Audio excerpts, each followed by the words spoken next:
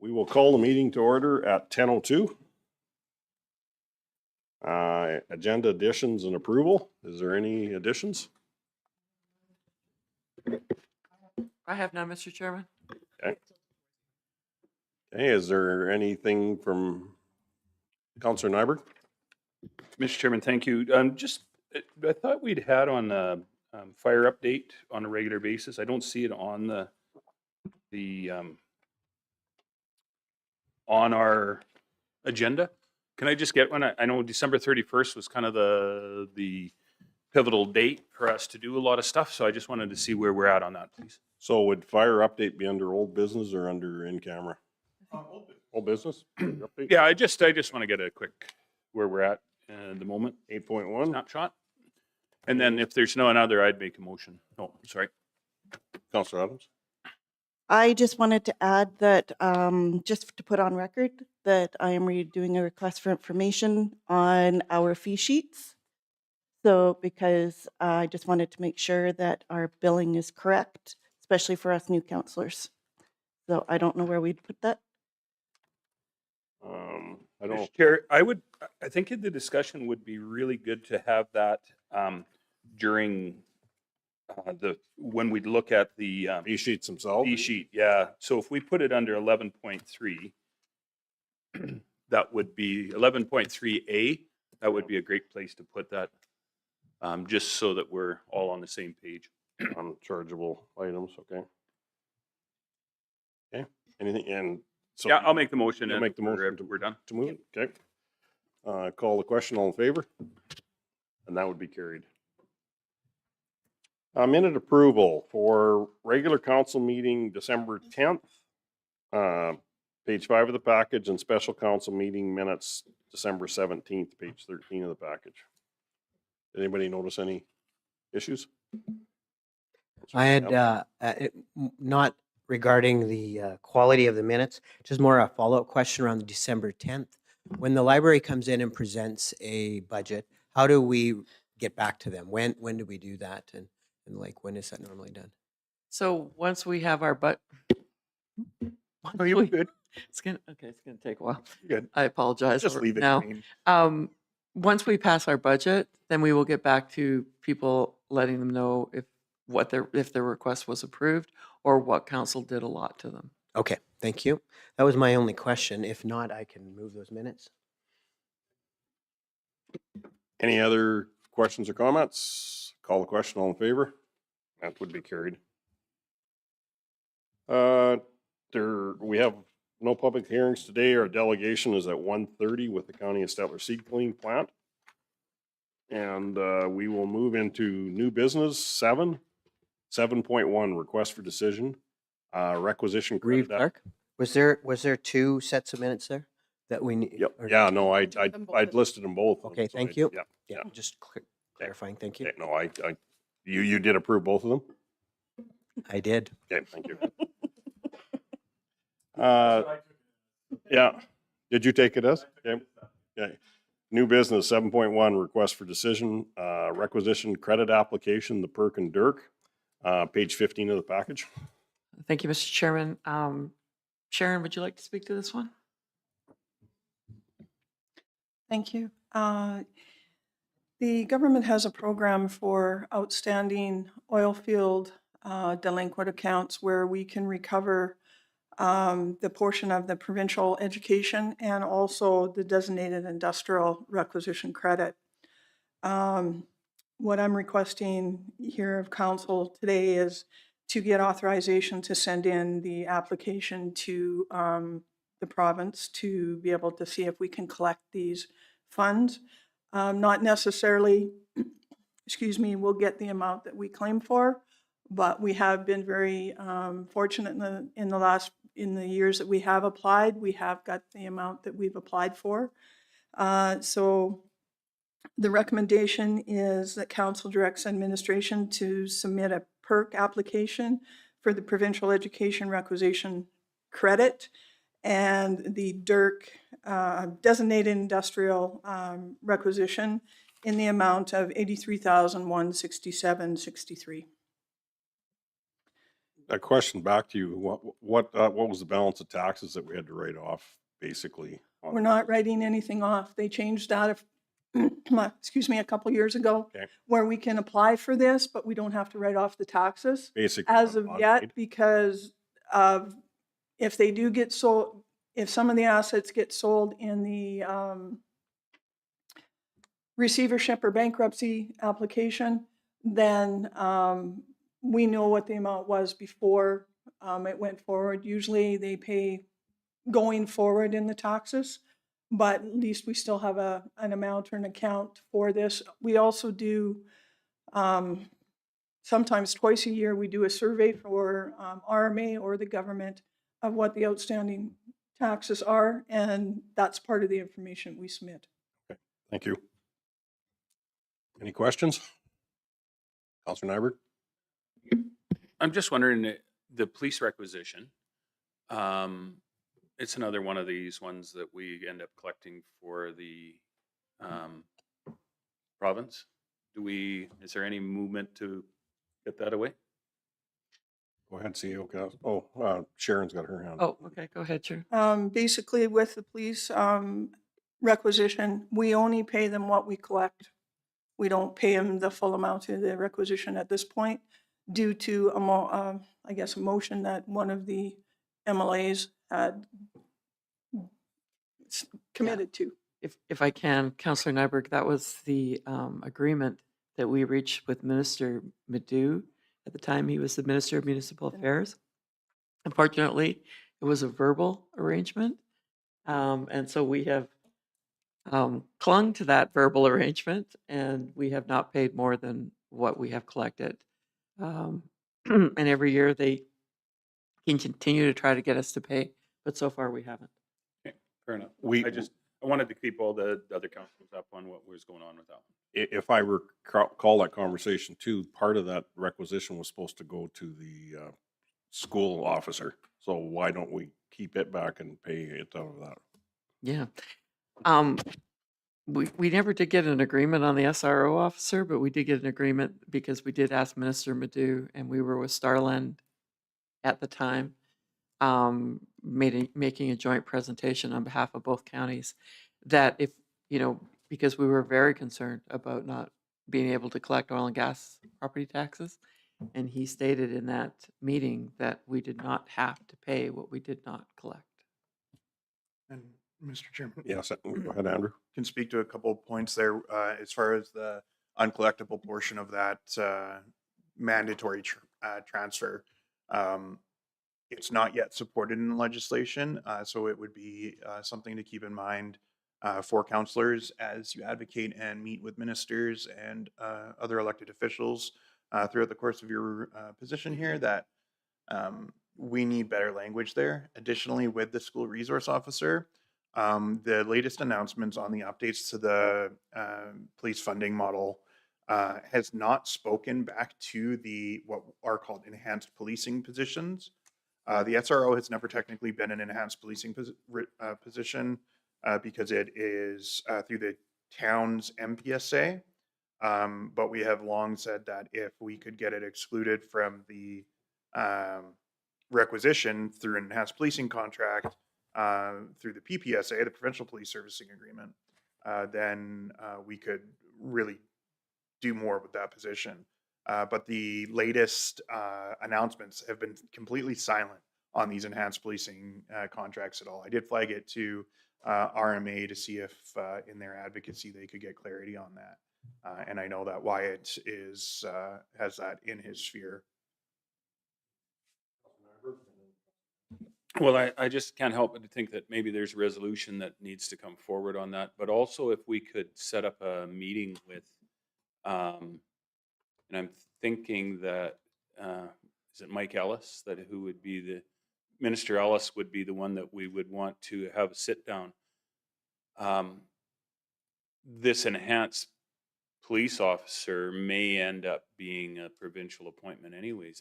There's some opportunity there that we should look at on a go forward that might help them, might help us on what their plans are go forward. So I think it's worth us having a sit down with him, or at least have the request to sit down with him. Counselor Gannon, and then Counselor Stevens. Further to Councillor Nyberg's question, there are a number of requisitions. So we've talked about education, policing. What about the other ones, and how are they impacted, if at all? I think I'm just, whether it's town recreation or housing and things like that. Are they treated? They likely are, but if you could explain that to me. So the education requisition, actually Sharon and I worked very hard on this about 8-9 years ago, and worked very hard to get the perk in. And what that is if we cannot collect those oil and gas taxes, that the government will refund back the education tax, and they'll also do the industrial, I can never say that thing, designated industrial requisition credit. That's what she's before you on today. The housing authority is different. It is local. And so we have lobbied for some sort of credit back if we don't collect for the housing authority requisition. But because it governs local lodges, it's kept within the portfolio of the municipalities within the county of Stettler. I have pulled the housing authority agreement. It's grossly outdated, needs to be updated. Also, the formula on how we're charged on the housing authority requisition is decided by the board. And I would like to look at some options. One of them being not so much emphasis on equalized assessment, because right now the county of Stettler is paying 60% of the requisition to the housing authority. We certainly do not have 60% of the say on that board. Counselor Stevens. One other point that was brought up was the town rec agreement. We renewed that 2 years ago. So we sort of missed the boat on making those tweaks with our town counterparts. And I think it's a 10-year agreement, so we're, It had been addressed when we had the major one with Trident, though, and we kind of got told to pound sand, I think would be the term. Yeah, that's And- exactly what we got told. and I mean, the town rec agreement is good in principle. There was some on the previous council that wanted some relatively minor tweaks without throwing the agreement out, but the majority decided to keep it as is. So we're kind of locked in for several more years on that. Yeah, the beauty of the recreation agreement, I guess, is that it has a tax rate and it's attached to our assessment. So if our assessment goes up, it goes up. If it goes down, it goes down. At the time that we did the original rec agreement, which we did use mediation to get to, it was unheard of that oil and gas taxes were not paid. I mean, they were lined up at the door the day we issued our taxes. So that was something that we hadn't considered when we did the original agreement. When we did have the problems having to write off the excessive amount with Trident, we did reach out to the town asking if we could be credited back for the taxes. We couldn't collect it, and they said no. My question is, are we going with the regional hub model for police committees? Because I know they're sparking up everywhere. I know the town decided to go with a standalone model. I think there's pros and cons for both. I was just wondering which direction we were headed. I haven't seen anything on it yet. Yeah, we haven't gotten that deep into the specifics. Counselor Nyberg. So that's an interesting point. I think the town's perception is, this is my opinion, that they want to do things by themselves, not regionally. That seems to be their goal. That's their prerogative. I don't necessarily agree with that look. I think we're a big community. Have you heard of what our hub would be?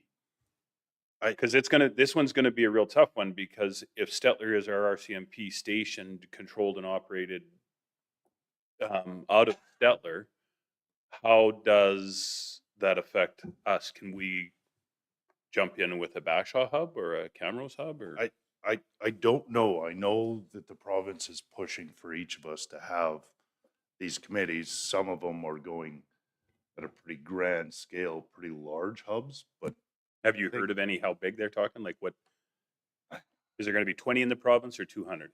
I don't know. A lot of it depends on how many communities decide to have their standalone. I mean, we're hundreds of municipalities. If half of them go the same direction as the town, then Yeah. Fair enough. That's a good point. And But- Mr. Chairman, if I could, just one thing for the new counselors, the perk, this whole deal that we're dealing with was very much Yvette and Sharon's deal. We took it to the province through resolution, and it was taken up by AMDNC at the time. This really is a feather in the cap of the county of Stettler. This is one of those ones that we've helped the entire province out, because this doesn't just affect us, it affects all the municipalities that are dealing with that. So big kudos to our staff for that one. Yes, and time flashes by fairly quickly because you're saying 8 or 9 years. I've been around for 9 years now, and it was well in place when I got here. Yeah. 17. We had been at it for some time. Sometime prior. Yeah, Sharon and I wrote the letters and the notes for lobbying, and Andrew and Brownlee kept us out of jail. And it's been hundreds of thousands of dollars, so, which is sad because we didn't collect those other taxes either. Councillor Stevens? I will move option number 1. Welcome to continue debating, but we kind of went down a rabbit hole on policing there. And you helped take us there. Yeah, I was an active participant. Okay, call the question. All in favor? That's carried. 7.2, request for decision, community investment program. Part of that's going to be discussed in camera, so we'll leave that till after we've discussed it. Did you want to go into camera now and do it? Or Lorraine, are you on a time constraint? No, whenever we discuss, I'm good. Yeah, and I'm not sure if we necessarily need to go in. Yeah, camera. it was, I The think, distribution was largely just because the application materials are more of an in-camera item Okay. due to the amounts of personal information and other bits and pieces. I think likely you can discuss the fundamentals entirely in public. Outside? Okay, well, we'll go into 7.2 then, page 16 of the package. good morning. So yes, this is our first round of the community investment program allotment. This program has $15,000 worth of budget, of which we usually allocate $7,500 for each half term, comprised of projects from both streams, which are the new investment stream and the annual support stream. This project is, these projects need to be open to the public, cannot make a profit, benefit the community, encourage and include community involvement and support, and recognize the County of Stettler as a sponsor of the activity.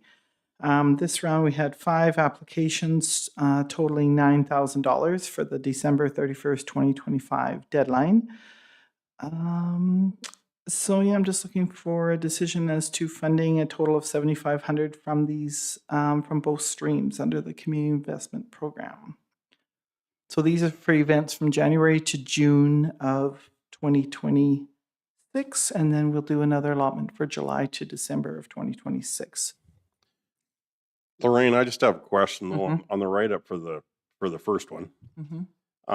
That athlete is not even from our area. Mhm. Would the home area for that athlete, are they being pursued also, or is this strictly to the County of Stettler? I think they're looking at all kinds of avenues, is what I'm understanding, to help support this swimmer get to regional and provincial levels of swimming. Councillor Nyberg? So, Mr. Chair, this one is one that this is an interesting one for us, because I know where you're going with it. The pair swimmer is not necessarily in our area, but does swim out of our club. This one, I'm a little tough on it, because it is a situation where that $3,000, the coach is actually a paid coach. So they would be paid to go and do this. I mean, it's a very worthy cause, and I'm willing to give some money, but I'm not necessarily to that that amount necessarily. It takes a lot of people to get any Olympian to their podium, and I think it's a worthwhile cause. But like I said, this individual, they're asking to help get the coach there, but it is also a paid position. So I would be a little bit less than the $3,000, actually quite a bit less than $3,000. I'm saying some contribution, but not that amount. So yeah, I would be looking at a $500 contribution for that one. I would also be looking at the Storm Mountain Outfitters, the Coyote Classic. As much as I'm a pro dead coyote, I think it's done very well last year, but I think it could be cut back as well. And then the Big Jack Classic, again, very successful, and maybe it's time to pull it back a little bit as well. So just a thought. And so my suggestion would be 1,000 to the Coyote Classic, 1,000 to the Big Jack, 500 to the Music festival. swim club, and Okay. then 500 to the music festival. And any extra money would be then moved over to the next stream of a community investment. So. Counselor Gano and then Counselor Hunter. I'll maybe back us up a little bit. This is new to me. The funds that are provided are directly from county taxpayers. I assume there's no granting or what have you from, okay. Thank you for that clarification. So when what I'm concerned with is we have a policy. When I look at the first one, it seems like it's one person, so I'm not sure why it's eligible. Sorry, that was the Stettler Swim Club. The next, Storm Mountain Outfitters, I think the policy speaks to businesses, so I'm not sure why it's eligible. And then I'm not sure why, I guess I don't have a full understanding why the Big Valley Kids Christmas would be ineligible. So I'm comparing the information I have to the policy that we have. So if someone could enlighten me. So I will to the Storm Mountain Outfitters. They're just the major sponsor of the event. That's all they are. It could be ATCO. It could be anybody that's the main sponsor of this event. So the policy, I don't think, I don't doubt what you're saying, but when I follow the policy as written, Mhm. it just doesn't seem to jive for me. And same with Councilor Nyberg, your suggestion around cutting the amounts. I think first we have to decide if it's eligible or not for the step. So that would be me, Mr. Gano. I assume that they all Okay. are eligible, and I understand the reasons behind where they're not and where they are. So. Andrew? I would just clarify, under the policy, it's the activity that has eligibility, not the group applying for it. So we went over that in quite a bit of detail last year with Storm Mountain Outfitters for their first one, but ultimately we did narrow it to the activity. And then the Stettler, the Big Valley Kids Christmas Party, it is only open to a certain geographic area. And so that's why it hasn't been included. And then as far as the single swimmer, that one's definitely a discretionary judgment call of council. We've got no other funding stream that they could have come through to ask, so this is where they applied. Counselor Hunter? I was just wondering that on that swimmer, do we have a breakdown of what his expenses are? Or what this money goes towards, like travel, coaching, whatever? No, all the information I have is what's before you, so I can acquire more information for sure. I just thought it'd be, for me, make a good decision. It'd be nice to know what that was for. Mm-hmm. Counselor Nyberg? So in the backup information, what I got out of it was the individual it's got travel. It would be to help pay for the coach to supervise and to coach him along the way. That's what I understood it to be, but I could be wrong if somebody else read something different into it. Counselor Stevens? That was my interpretation. It was to cover travel expenses for the coach, is how I understood the letter. I don't disagree on the swimmer. Worthwhile goal. I question whether that benefits the community more than the individual or organization. Mhm.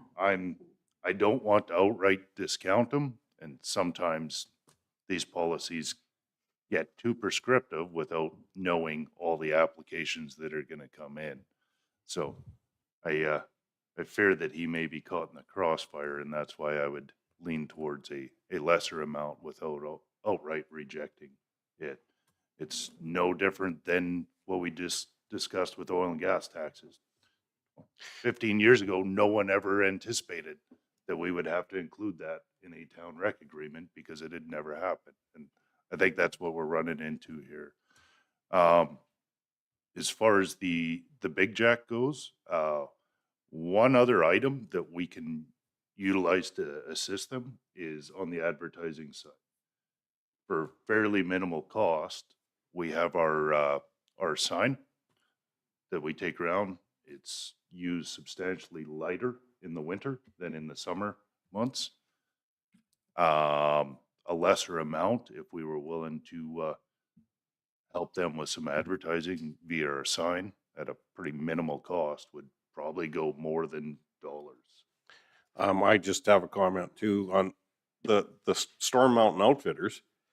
We've supported things like the Big Jack Classic, for numerous years, at a higher level. That second annual Coyote Classic, we didn't know how it would go last year. It seemed to go well. I would like to support it a little higher this year so that they can get their track record and get running. We're basing everything on 1 year. And with the amount of coyotes that are out there right now, I had a lot of calls from a lot of other municipalities last year on how this went and how the publicity of it was, et cetera. So I think probably it may show bigger interest this year, but in the same sense, I do think we should maybe support a little better and then have a conversation with the organizers and say that it's a tiered type thing. Councillor Stevens and then Councillor Cano. Just an FYI. You didn't have, I did.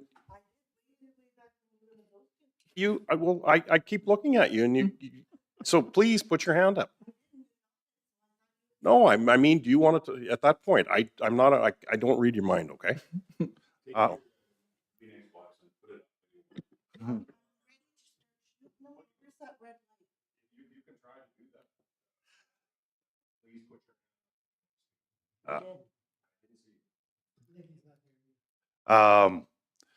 So on the Storm Mountain Coyote Classic event, the rest of council should be aware that there was some negative feedback from, I would say, some urban press about the entire event in general. I support the event.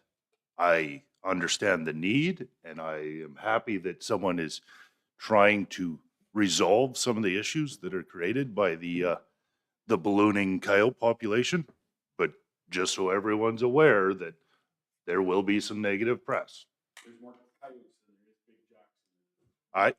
I support it, but you should know as soon as we vote yes, there is going to be some negative feedback, and I am good with that, just as long as everyone approaches that going in.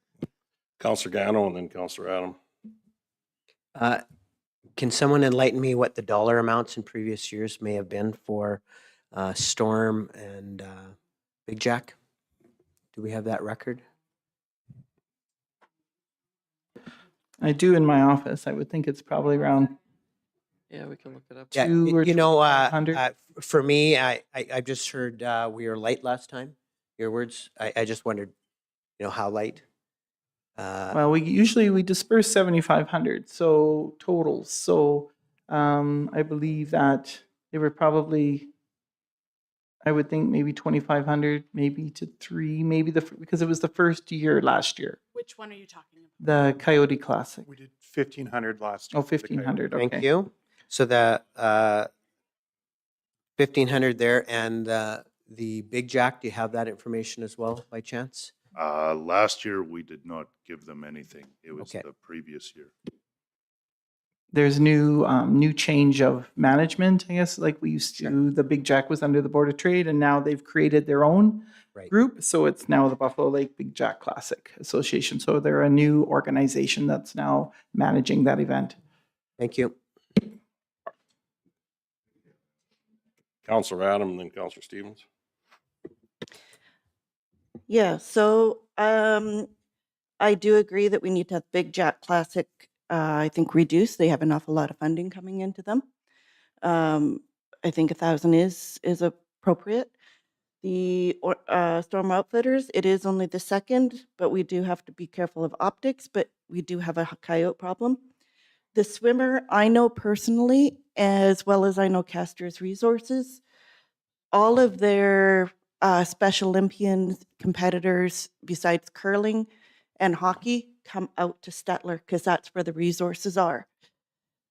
However, I do see the problem. We are supporting one swimmer, not the whole club. So I think a reduced amount, even though this family is very active and supportive in their community, and he is a very active, supportive child in that community as well. He is one person. So I do think a reduced amount and give the club some acknowledgement so that they can get more community involvement. Thank you. Counselor Steven. I can give a bit of background on why we did not fund the Big Jack last year.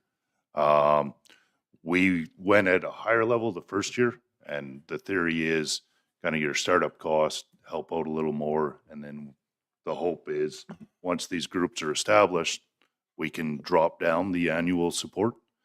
But there was a bit of controversy last year regarding this. Any funds that were made were kept in a bank account to be rolled over to the nonprofit that took over. Last year, there was a small controversy when the town decided that they wanted control of those funds and weren't going to give it over to the nonprofit. We decided as a council last year, when that looked like it was going to happen, that we would not grant another municipality because that's what it would end up doing. The town, to their credit, reversed course and stuck to the original agreement verbally, and that money was turned over to the nonprofit. So that's why there was that 1 year limbo where we didn't award any. Okay, that last year we still did award some though, didn't we? After that was changed, we didn't. We were zero last year. Okay. Okay. Counselor Hunter. And kind of getting confusing to me. I'd like to, maybe if we could tackle one at a time, or should we do them all at once? It is a group that you approve up to that 7,500. So we have kind of went through them, like the Stettler Swim Club, Yeah. the Coyote Classic, the music festival, which that's very common for the music festival to ask for. And the Big Jack Classic is an ongoing function. Does the town donate to any of these? Music, probably. Music festival, I'm sure, and I don't know. I don't know. Do they donate to the Big Jack Classic? Direct donations, no, but they were a large funder via the Board of Trade. And it's somewhat of a commingled because the Board of Trade is deficit funded. So it was their staff that definitely did the lion's share of the work the first couple of years. So. Okay. And Andrew Yvette and then Councillor Nyberg. I did just want to clarify, you could split the SIP motion into multiple motions if there were one or two that council weren't seeing as clearly as the others. A group motion can often be tougher to pass. when there's, bits that you like but don't like the other bits. So that it is the assembly's privilege to be able to split a motion when required. And that can be done here. You just have to keep in mind by the end of it, it should total up hopefully less than the amount you would typically spend. However, this policy does give council quite a bit of latitude, and council has utilized that in the past. We aim for splitting the budget amount evenly between each intake, but we don't always have even applications. This is a pretty light amount of applications. So you might spend less this year, or sometimes you'll get a big group and you think, yeah, we'll roll the dice that there aren't going to be as many applications next time. Yvette and then Councillor Nyberg.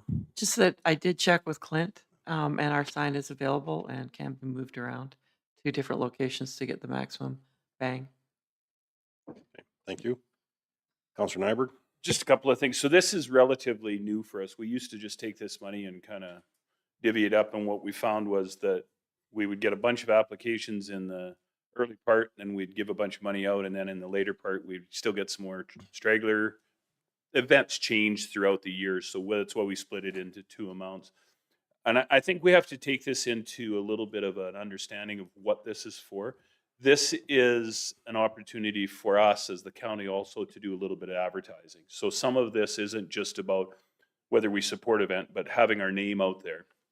As much as we are a government body, we are also probably maybe one of the largest employer and industries in this community. So I think it's important that our name gets out there, and name recognition has something to do with that. A couple of things with the, I just want to take a shot at Mr. Stevens about where is the Big Jack Classic? Would it be in your ward? Technically, it takes place on provincial. Oh, okay. Yeah, no, as soon as you get on This is his, on the lake, then definitely his wheelhouse. So, and I like to tease him about that. And I have no problem. I think that's a great idea to give in-kind effort. I think that sign's a good idea. We probably would have done that anyways. I don't think we necessarily need a motion to do that. And the reason I threw that out there was just to say, here's a starting point. We could split them up individually. I just said that's a starting point because so often we don't have a starting point to go forward with. So, yeah. And this, one other thing. It was interesting. The town was the ones, Mr. Knowles at the time as the mayor got multiple phone calls about the Coyote Classic. He was bemoaning the fact to me, and I gave him lots of humor over how I thought that was fitting that he took some of the heat for us having a Coyote Classic. Considering that they take a big part of the economic Benefit from it. Councillor Gatto. I'm going to circle us back to the Stettler Swim Club piece. And I guess where I'm a bit maybe confused, we have a policy that we appear not to want to follow. So do we change the policy, or does the policy allow us to benefit one person? So what I would say is the discretion I spoke to earlier is council evaluating whether the prestige of a international athlete is a bigger benefit to the community than it is to the individual. And that's a judgment call that you guys would have to make to determine eligibility. I don't disagree with the statement, but is it in the policy? Yeah, just the fact that the eligibility is restricted to benefiting the community more than the individuals or organization. I see. It is an interpretive point about the prestige. Thank you. No, that's important to me. Thank you. Councillor Adam and then Councillor Nyberg. So I was just gonna put a point out, being that my group has been a recipient of this particular money for other activities. And the stipulation is you have to acknowledge that the county has given you this money. So there is some advertisement for the county. So like for the Egg Society, we had to put, this is supported by and by donation of the county. So it would be the same thing with the swim club. If we put some towards this individual, they would have to say they were supported by the county. Counselor Nyberg? So what you could do with the Stettler Swim Club one is pull it out of this because it doesn't hit the policy, and there is nothing stopping us from making a motion to fund a one-off, completely one-off for this individual, if that's what we were so inclined to do. That way it fits the policy and doesn't mess up the policies. Like Andrew said, this is kind of that, where else do you put it? And I don't blame staff for this. This was a request to us, and staff said, where are we going to put it? This is the closest fit. We're going to find a lot of this as we go through the next few years, that there's lots of stuff that doesn't fit any policy we have. You can't have, good policy makes good governance, but it's tough to have a policy for everything. So, I Counselor think, Steven? okay.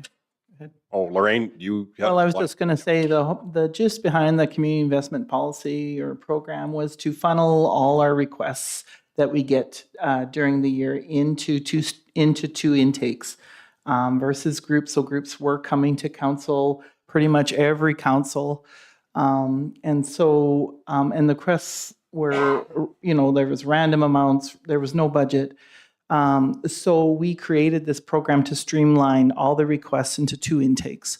And yes, there is really nowhere else for this, for the paraswimmer. It really doesn't go under our SPF or some of the other pieces. So I guess, again, we're streamlining and funneling requests into the program that's closest to the request for council consideration. Counselor Stevens, then Counselor Adam. I think we're getting a little down into the weeds, and I agree that we should be following policy, but I don't want to go too far the other way in that every month we are getting another random one-off request from every group in our region. So, I mean, it's somewhat of a loophole, but the Stettler Swim Club does a dozen activities every year. We can give them a reduced grant amount for a different activity. I mean, what they use the remaining money in their bank account for is their business at that point. And then we're not violating our policy. Counselor Adam? I'm wondering if you want to keep it all funneled into the two intakes. Can we have, because we only have the one category that fits in that, is there a way of doing a second category where it's sort of a sub? So it's benefiting the swim club, but it's for an individual? It wouldn't work for this one unless we make a quick amendment for this particular, but it is violating our policy as it stands. Unless we did do that, as Councillor Stevens suggested, of, well, it's for the club, what you do with it is up to you. But for the next intake or the next year, have a plan for a sub for that, it's still for the group, but we can have it set where it can also be a joint in a sense.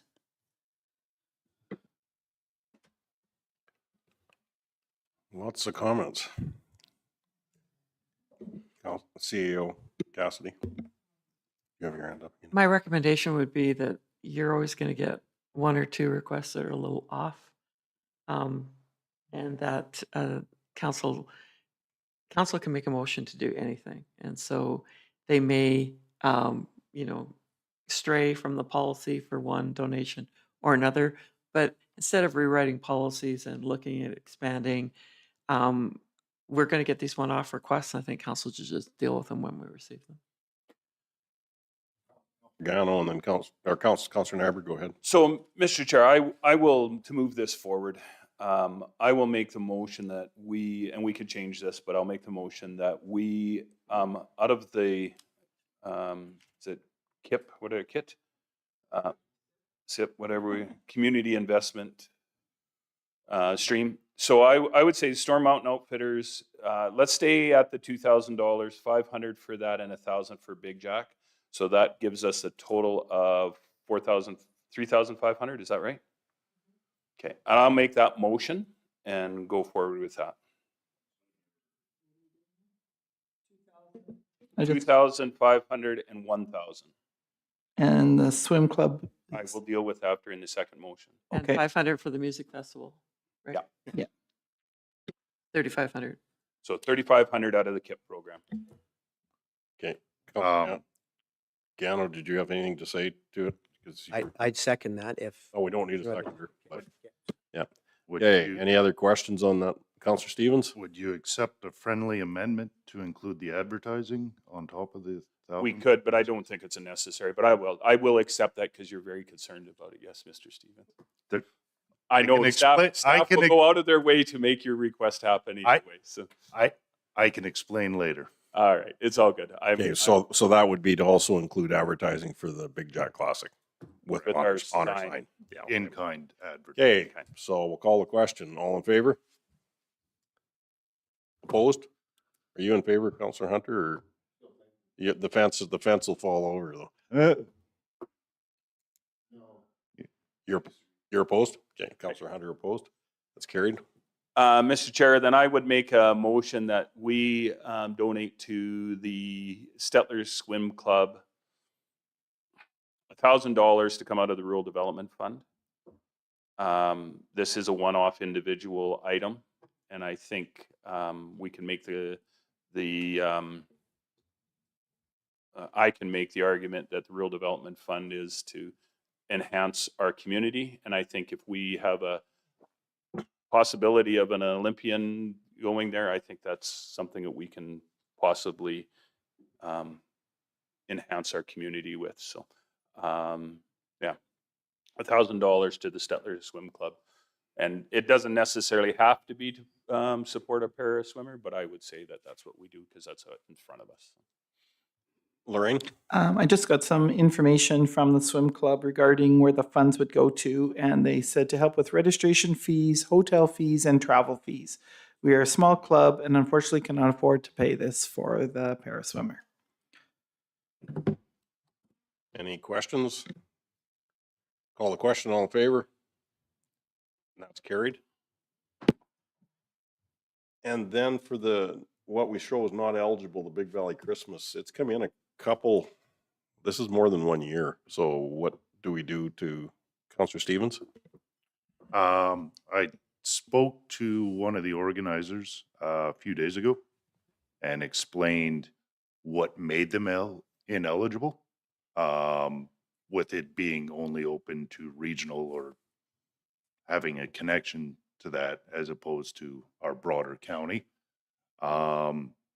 I told them if they wish to seek funding moving forward, they had to change their guidelines around that.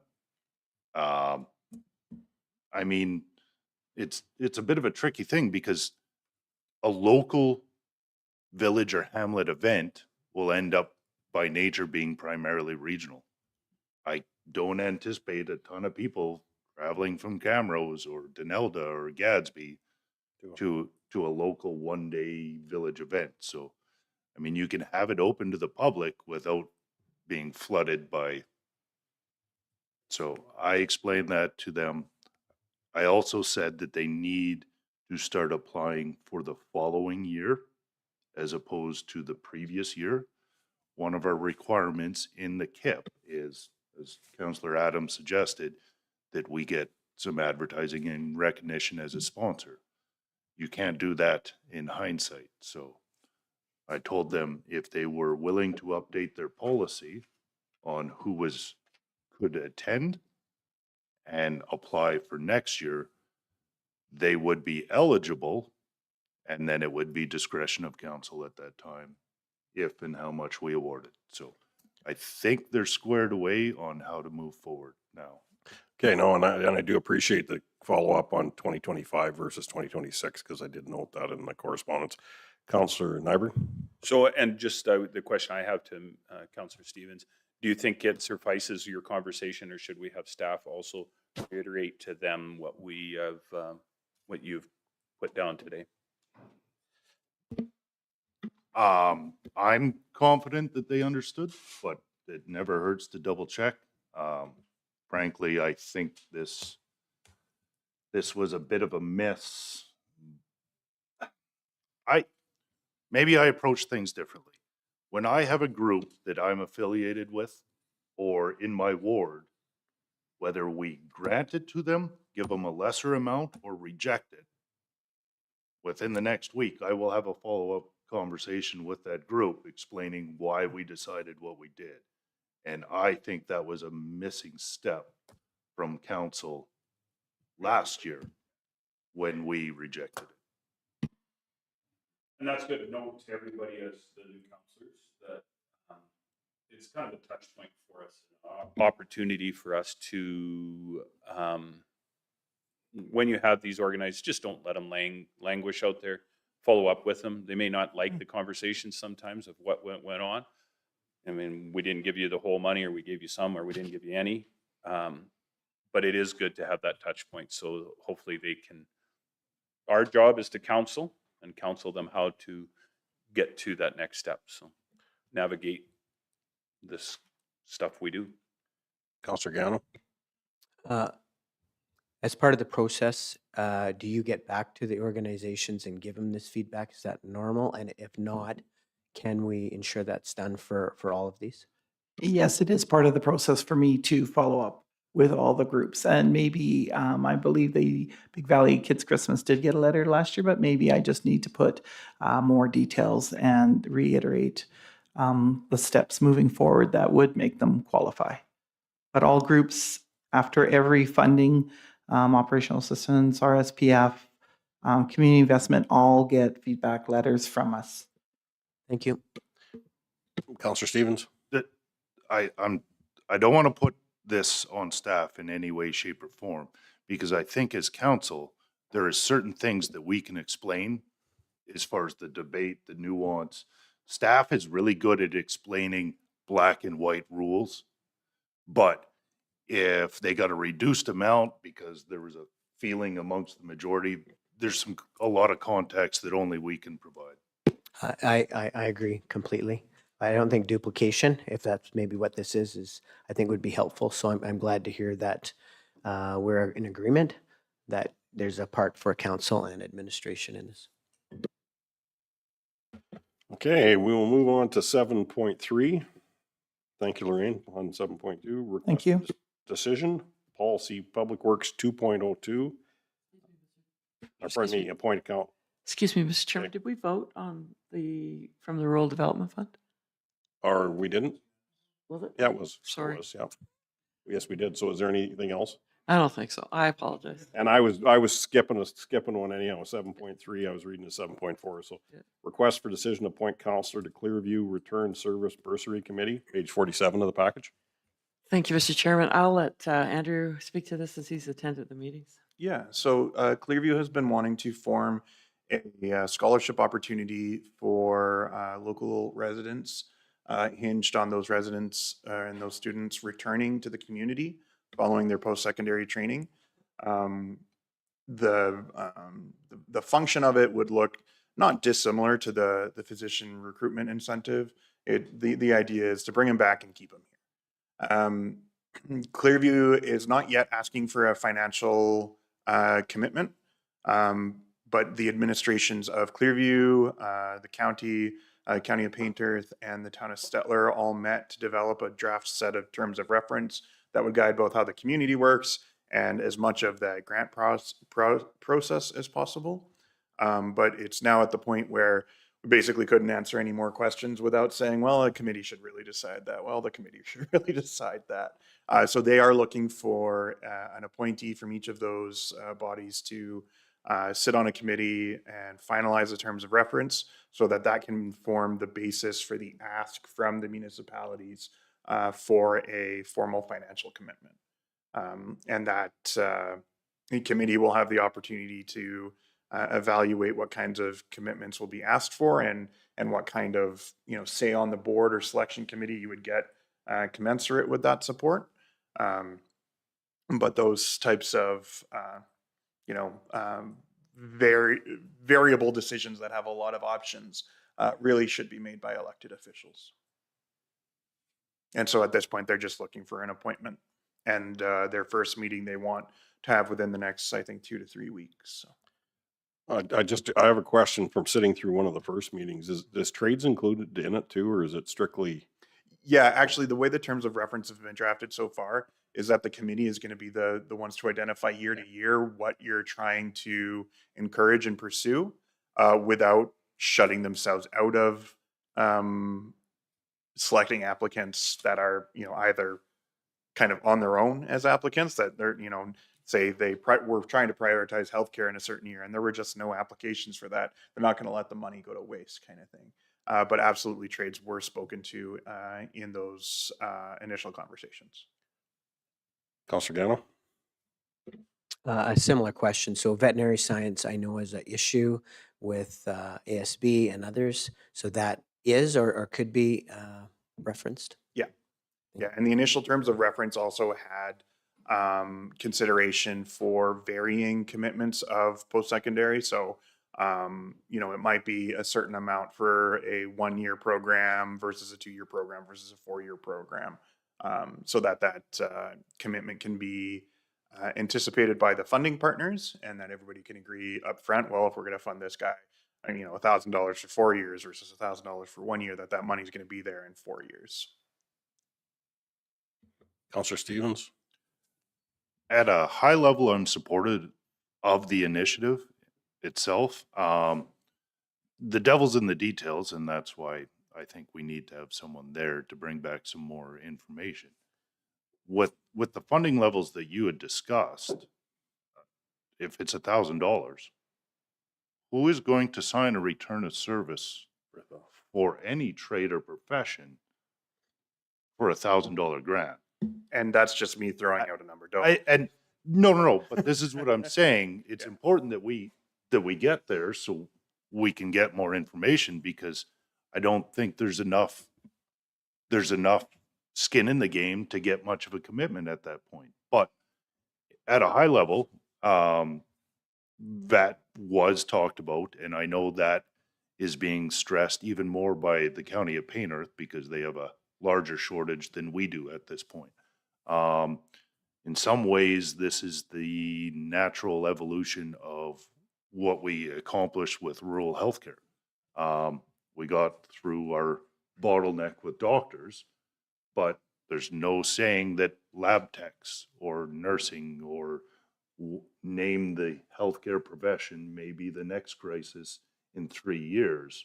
So it's a little bit longer term, and I have been a very vocal supporter of trying to get as many people to return to rural as opposed to staying in urban centers after they go to university, as more of an economic driver to stem the tide of urbanization. So I'm supportive.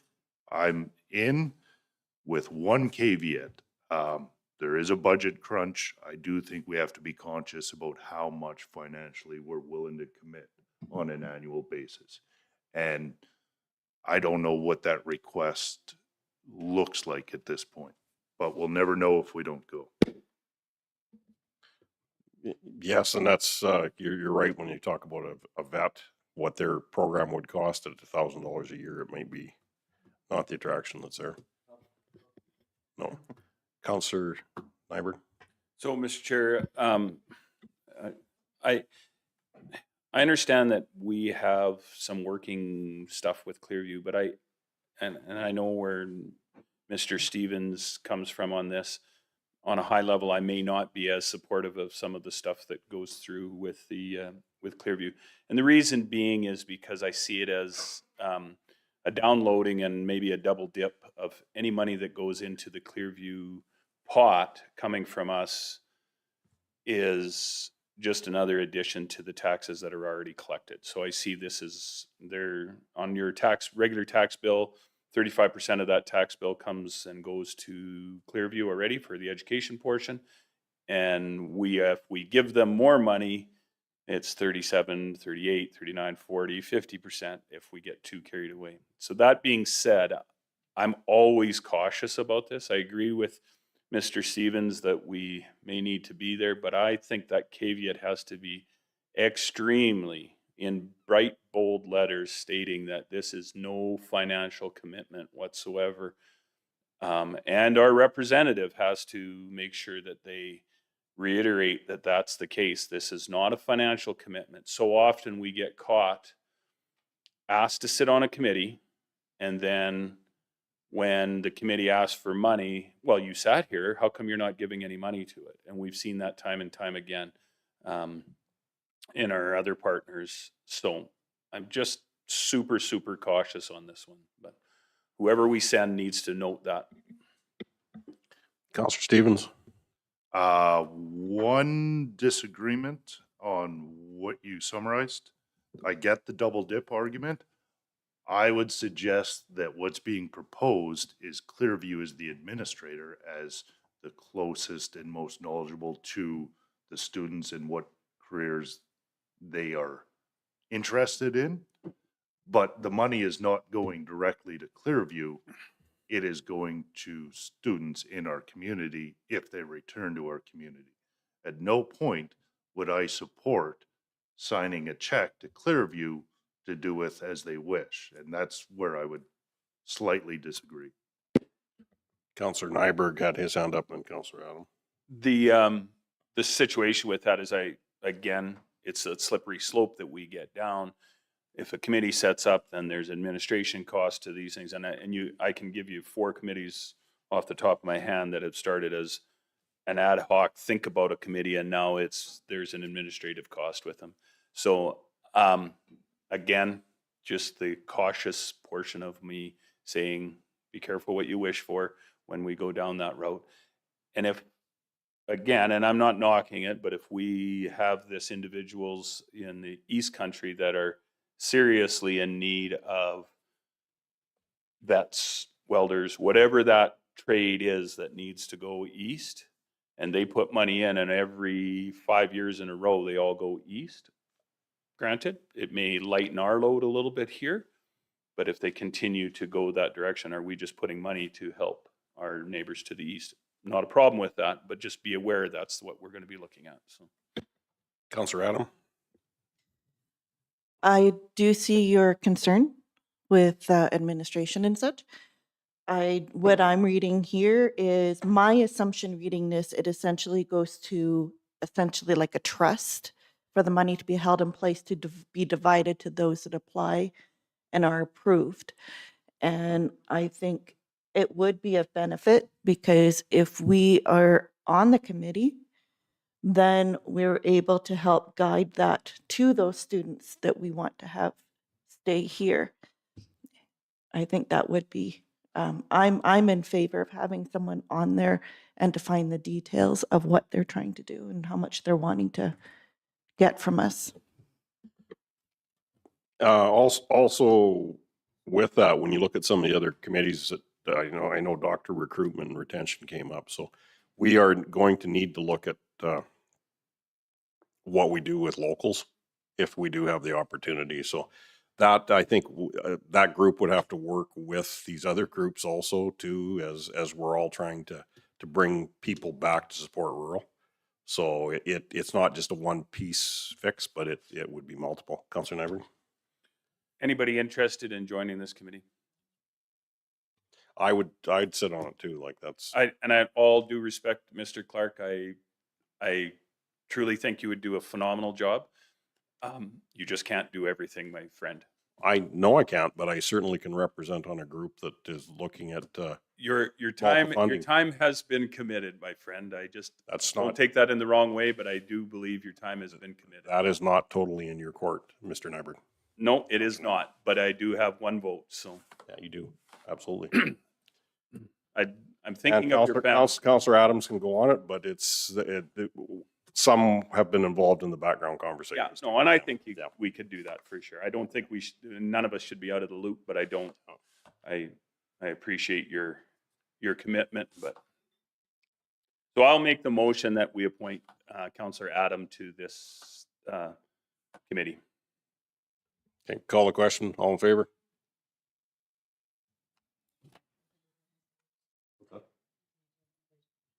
Was there opposed? I don't think so. No, I don't think so. Just late. Okay, 7.4, request for decision, policy PW 202, gravel road dust reduction. Thank you, Mr. Chairman. So we've had a few runs at this policy. I also sent out some comments last night for council to review. Looking for council to adopt this policy so we could get it on the website for public consultation and then bring it back for final approval. Greg, did you have anything you wanted to add? If I may, Mr. Chairman, previously council had some condition requirements that they wished to have answered in the policy and addressed. Staff had went through the policy and we did make those corrections and additions to it in areas. If council wishes, I can go through some of the points and details. If not, I can accept any questions in regards to the policy and make comment from there. Councilor Gano. Yeah, thanks for the efforts so far. What my concern continues to be is in this, what we're looking at, the agenda item, it talks about improved product quality, control, tracking, accountability, actually for surface prep, application, and operational direction, which I agree with. I don't see strong enough words in the policy to address that. If I may, Mr. Reeve, through to Councillor Gano, and understanding the intent and wish for specifics to be involved with the policy. Unfortunately, road, base, and aggregate changes throughout the county of Stettler.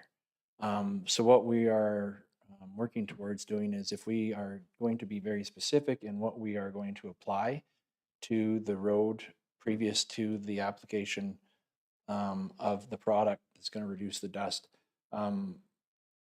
that's a specification that's going to be vague in some regards, but we are specific in the fact that we do follow specifications of road gravel crush. So we do have a 420 crush that we the crush, it's a 3/4 inch crush. We do follow that with all our road surfaces when we're applying gravel. That gravel comes from multiple pits in different areas, so there is a variance to the type of gravel in the aggregate as well. When we're dealing with those road surfaces, we do have a base layer and previous material there that's added into it as well. We will follow, and we do have it listed in the policy, that we will request product quality control documentation and implement those vendor approved application practices. In those, we will take in account what the road surface is currently, the quality of the gravel that's there in the aggregate, as well as ensuring that we do have sufficient maintenance to that road surface previous to that being submitted. There's a great list of details that we will follow previous to the application of that product. I guess at the direction of council, we can write a policy that's pages and pages long, but it's more so the action of operations and the way we go about the job that we're doing that really that falls under, I believe. If I could, Yes, Councilor Gano. yeah. So I'm still left at the same spot. I believe this has been brought forward last year because of some of what you said. Can you roll back to the decision document?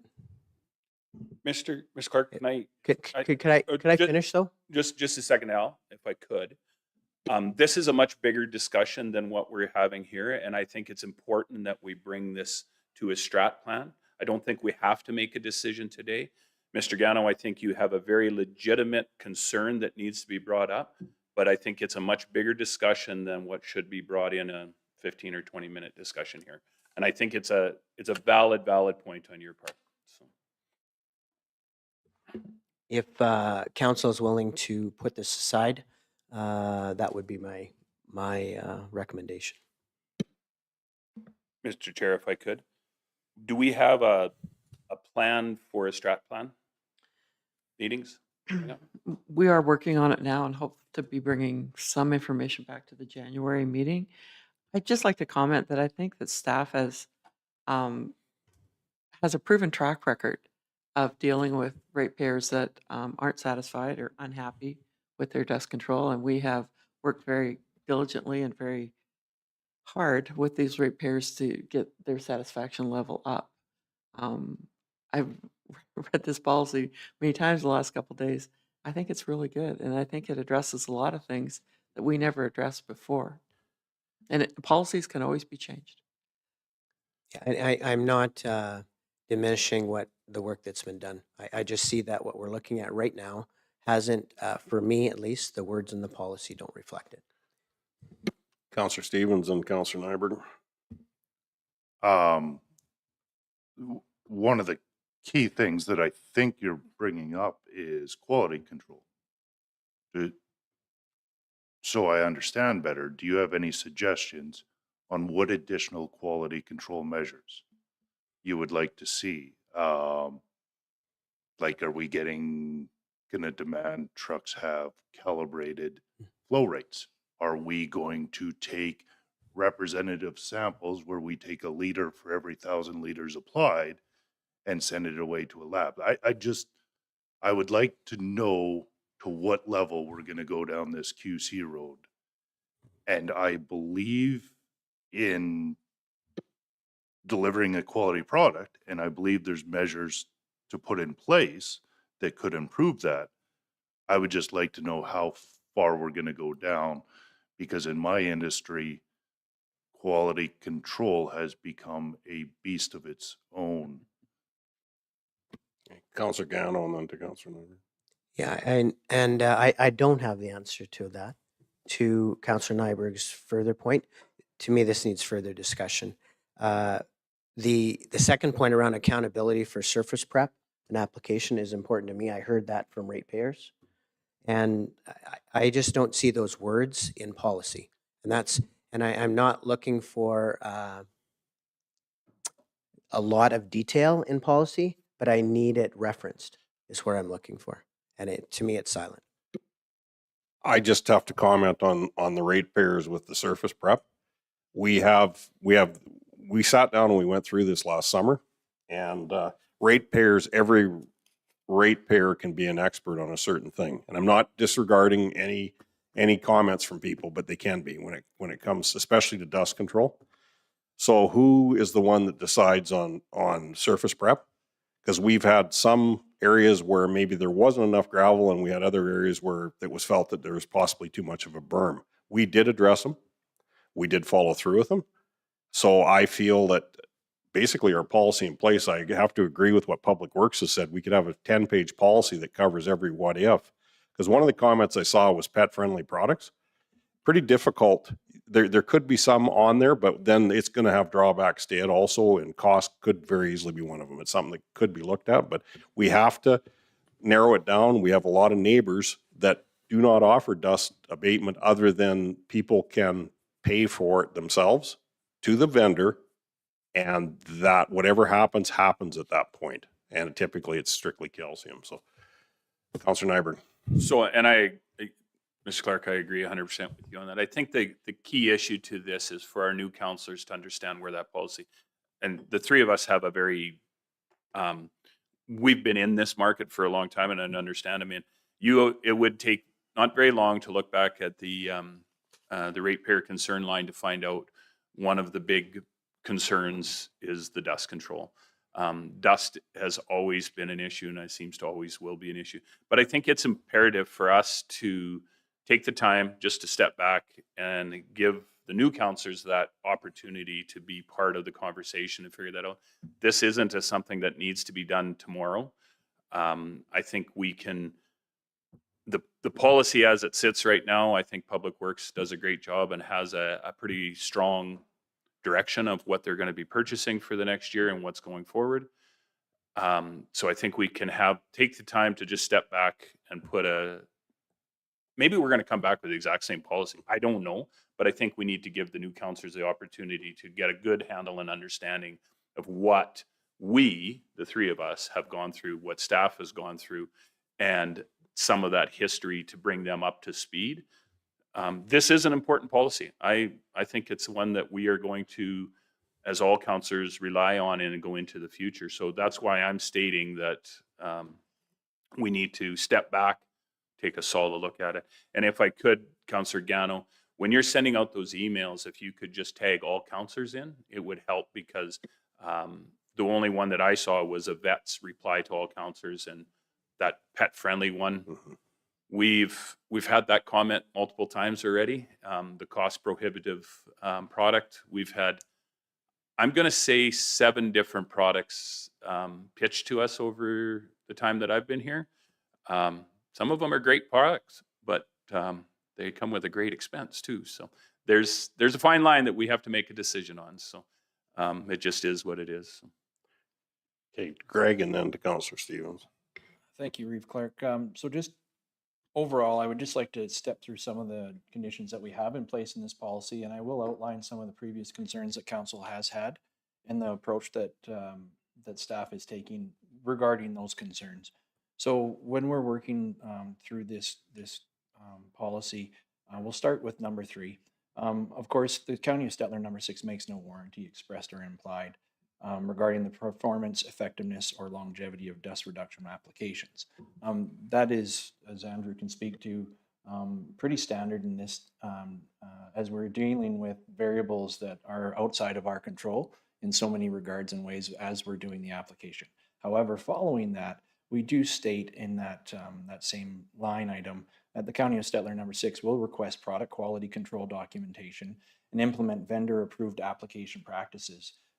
So with that line, we do receive calibration reports from the trucks when they are applying. So we do know that their metering systems are calibrated previous to coming to our location. We do volume checks both at the beginning of the day, at the end of the day, so that we understand exactly how many liters we've gone throughout the day and the application process, and matching that to the distances that we've covered, so that we're ensuring that those calibrated reports we've received are also meeting up with some of the liters that is actually being applied throughout the day to those surfaces, to give us that background and that assurance that we are applying the amount that ratepayer has required and requested in their application for that location. And just moving on, in regards to ratepayer concerns, we do have that the concerns submitted to the County of Stettler will be recorded on SharePoint, as well as we will review them and address them in a timely manner. So those will be there in that location for both council to see, as well as for the reminder to operations staff that we need to act on those and we need to reply to them immediately. And that does follow up with the fact that if there is a concern in regards to the quality or the performance of that product, we're able to work through that with that ratepayer in that location as quickly as possible so that we can move forward with that. Feasibility, number 5, we have talked in regards previously to about the costs rising for dust reduction products, and we used to have a set standard that you know 200 meters was what you needed to go with. Some locations, the cost for a 200 meter stretch was not feasible for that applicant. We have changed and addressed that, and the fact that we are moving now towards, we will do a 100 meter base distance, and we will extend it in 50 meter increments going forward. So it does offer some flexibility for ratepayers, and the fact, and we did have some of those where the ratepayer had contacted council previously, stating the cost had gone up too much. They weren't able to have 200 meters. That wasn't feasible. But we did work with the ratepayers. We shrunk down to a 100 meter section, and that did still give them the dust reduction that they required in that area. So it was working for them. They were able to afford that amount, and it kept the ratepayer happy with a good product in front of their location. Number 6 and 8, both of those we're speaking to in regards to discussion that we'd had previously about, is there a payment option? Like, can we break it down into plans and things like that? After review with staff and corporate services, et cetera, it's not necessarily something that we want to pursue. There's a lot of, once the product's on the ground, it's sitting there. Even with, if the applicant then decides that they don't want to pay due to they feel as though the performance isn't correct or or things of that nature, we can work that product, but there's still residual effects. So they still are getting benefit of some dust reduction in that location at our cost at the county. So a full payment upon the application being approved is the best route staff feels moving forward. We're working with ratepayer consultation again in number 9, and the fact that it reads, we reserve the right at its sole discretion to rework or remove the dust control applications as deemed necessary, and we'll make every effort to notify the affected residents at least 1 week prior to reworking or removing.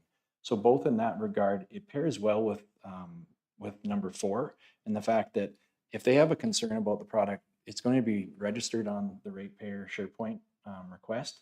Then we're working into that. Okay, we do see that there was something, an issue in this product, or the way that maybe operations, because we do need to maintain some level of responsibility in this. So there may be a rework. We will contact the ratepayer at that point in time and have that discussion with them.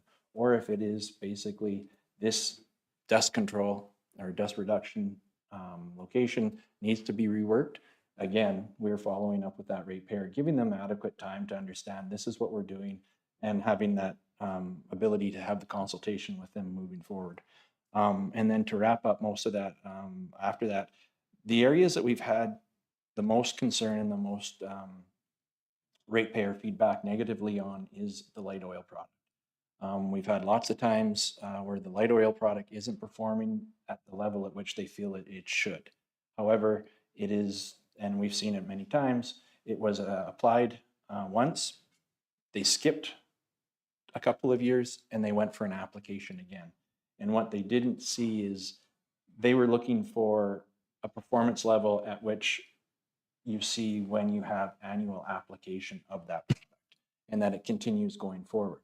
So what we've brought into effect, and with discussion with council, and the fact that when we're working with a light oil product, DL10, that it is an annual application. So that that ratepayer who wishes to have that product placed in front of their location will be applying it annually, so that that performance level of that product remains high, and we don't have the issues or the concerns that they're seeing if it's been skipped for a period of a couple of years, especially as well with what we end up finding is that sometimes we lay that product, there is a significant cost and an investment by the ratepayer. So we do try to maintain that surface for as long as we can. However, we get to a point where they want to leave it there.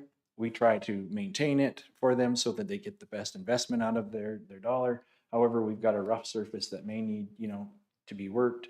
So on an annual application, we won't see as many of the concerns over the potholing and the rough surfaces that we do see now, because we will be, that ratepayer will be applying it annually. So there will be a rework and a relay allowing that surface to be able to hold up, remain shaped, crowned, and not have the potholing surface out of it. So with that, that is my summary of the hot points that basically was brought forward by council in previous discussions regarding this policy.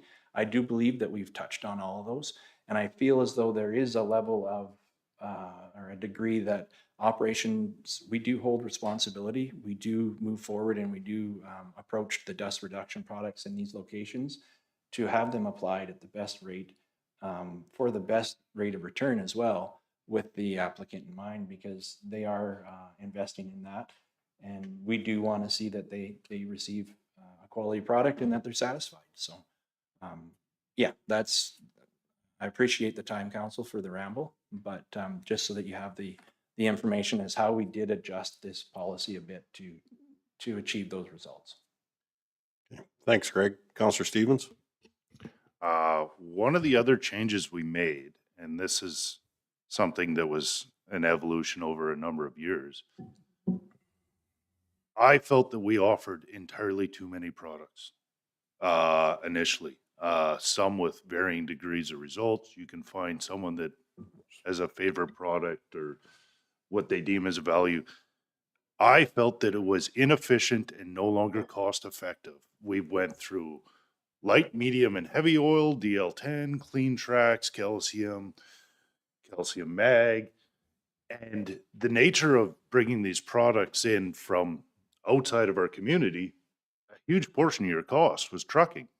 So we got to the point where we had so many products offered that we were not hauling full loads, or we were getting trucks from multiple different products to try and keep our crew doing the dust control busy. It was no longer cost effective to give that many options. So that's one of the things that I really like that we changed. We narrowed down what we offer. We still offer it. These are the three. These are the cost, and we move on. But we've scaled it back to a more manageable and efficient service. So for that reason, I'm willing to move this policy forward, but I will add the caveat that I'm open to discussing this at greater length about tweaks here and there. I just don't want to throw out the baby with the bathwater currently, because within the month, we're going to be putting out tenders to get pricing for our upcoming products.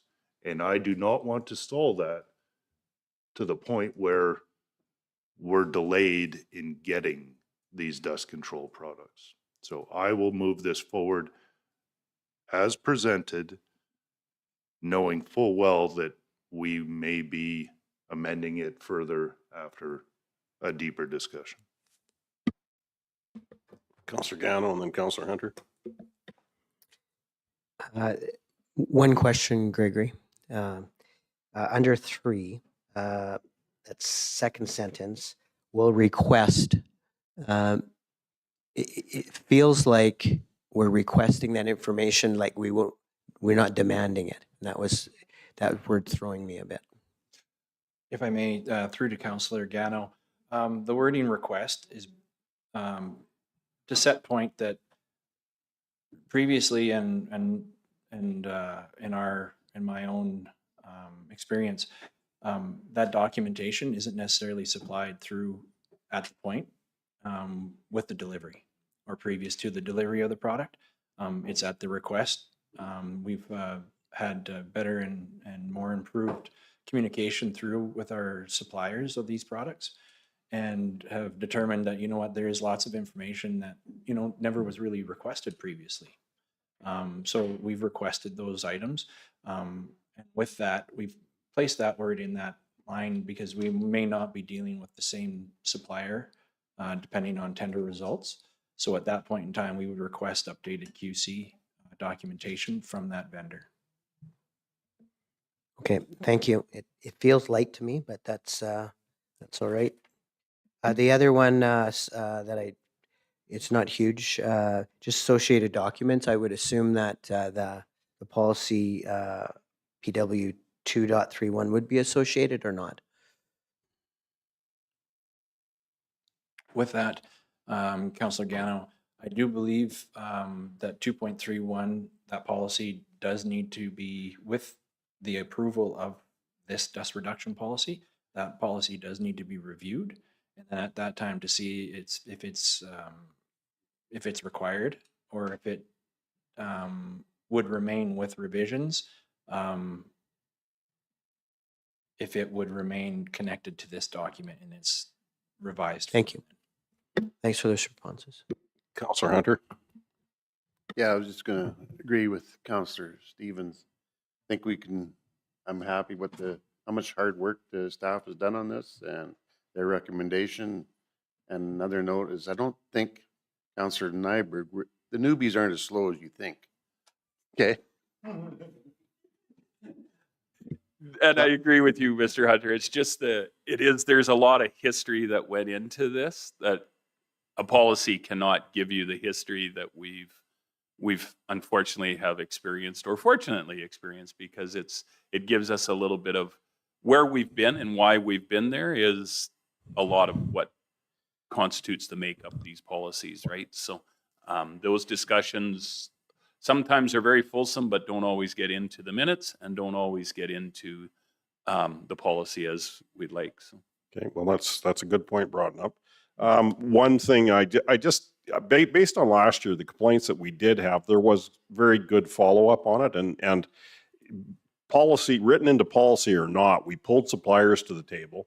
Public Works was to the table. Council was to the table. we all went through and decided what we needed to do differently. QC was brought to the table, and possibly we're maybe asking what a lot of municipalities aren't asking for, but in the same sense, we're getting it, and you can get that documentation. But as Greg said, it doesn't necessarily follow the load, which I think maybe our suppliers will gradually work into that point too. But we do have QC on that product from their plant.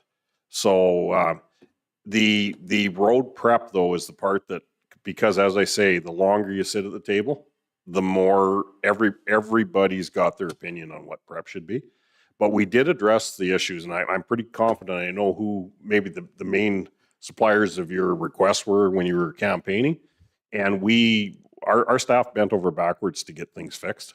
And I believe our council did too. So it's, I agree with what Councillor Stevens said. We need to move forward, but in the same sense, this is living document. So we got to be able to look at it at any time and make changes that we need to. Councillor Gano?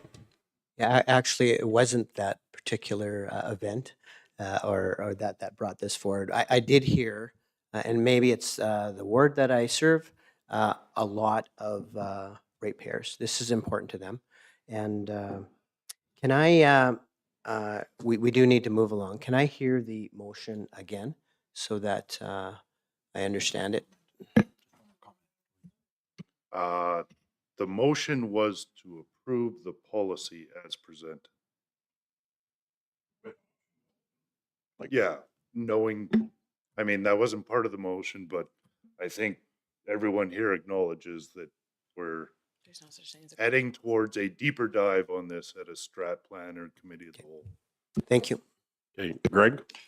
Thank you, Mr. Reeve, as well. I agree with Councillor Stevens' remarks and the fact that there is room for further discussion.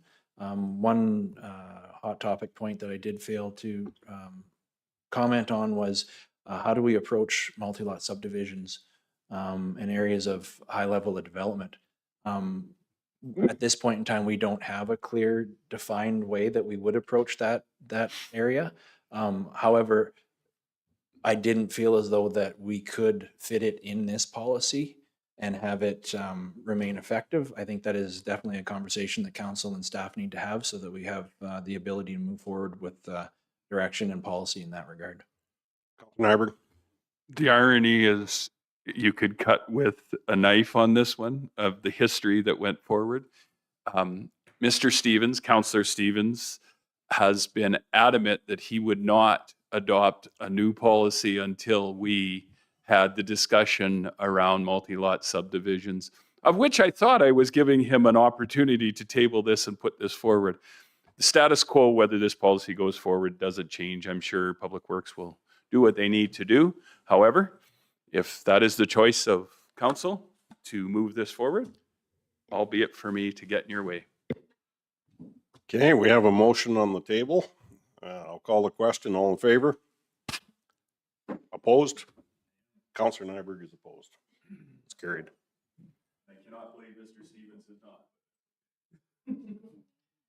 7.5. Mr. Chair, Yes. if I could, I'd like to make the motion that we bring back this policy somewhere in the committee of whole or somewhere that I just don't want to get lost in the weeds, because it happens so often that we now will go on to the next biggest concern that we have. I'm not sure when we could do that. You honestly think this will go away?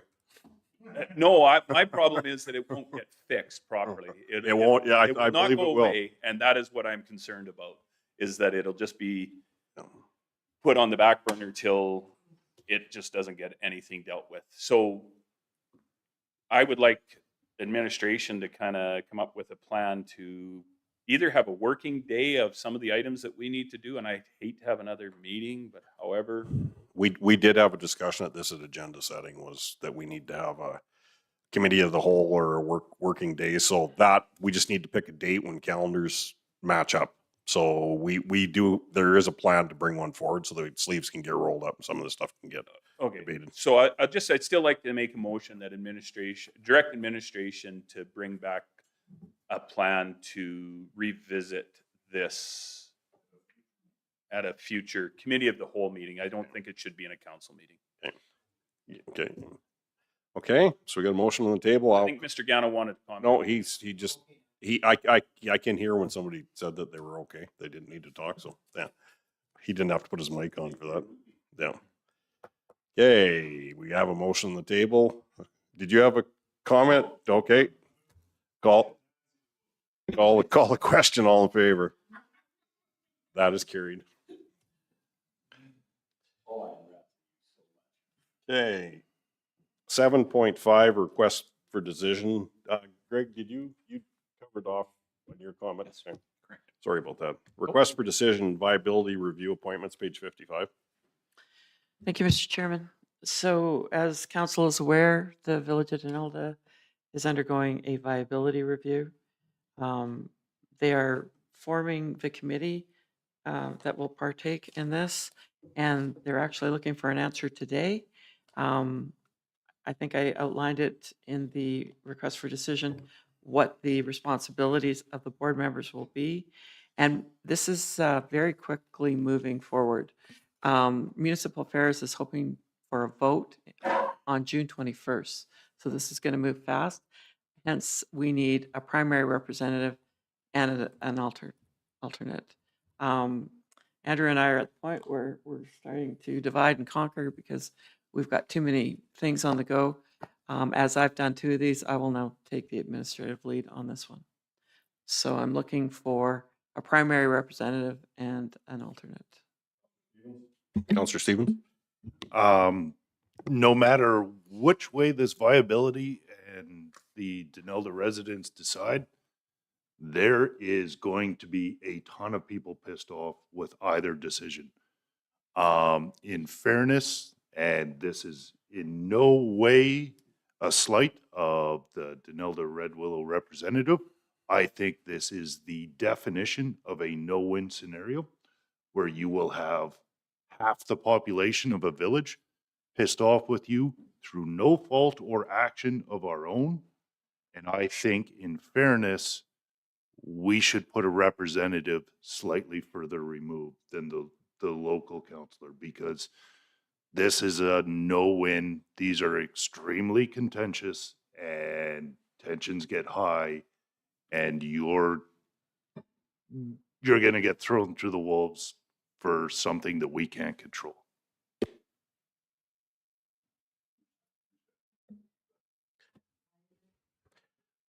Yes, and I'm appointed to the viability review through RMA. It's one of the committees or boards that I'm appointed to, but I cannot sit on the Denilda one because we are I'm the reeve for the receiving municipality. So tomorrow meeting in Lethbridge, it will be just somebody will fill in for me for it, and then I have to sit on for Carbon and Cremona. Mona. There's 2 other ones that are going through. I have to sit on it for RMA for it.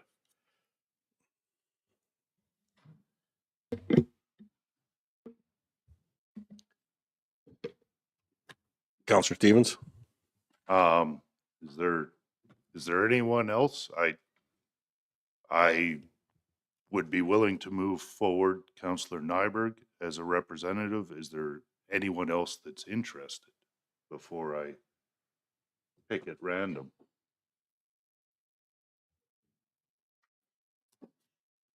Councillor Hunter, would you like to be an alternate? He just said that this is going to be, I'm not sure I'm liking this. They're going to be throwing lots of shit at him. Hey, let's pick Nyberg.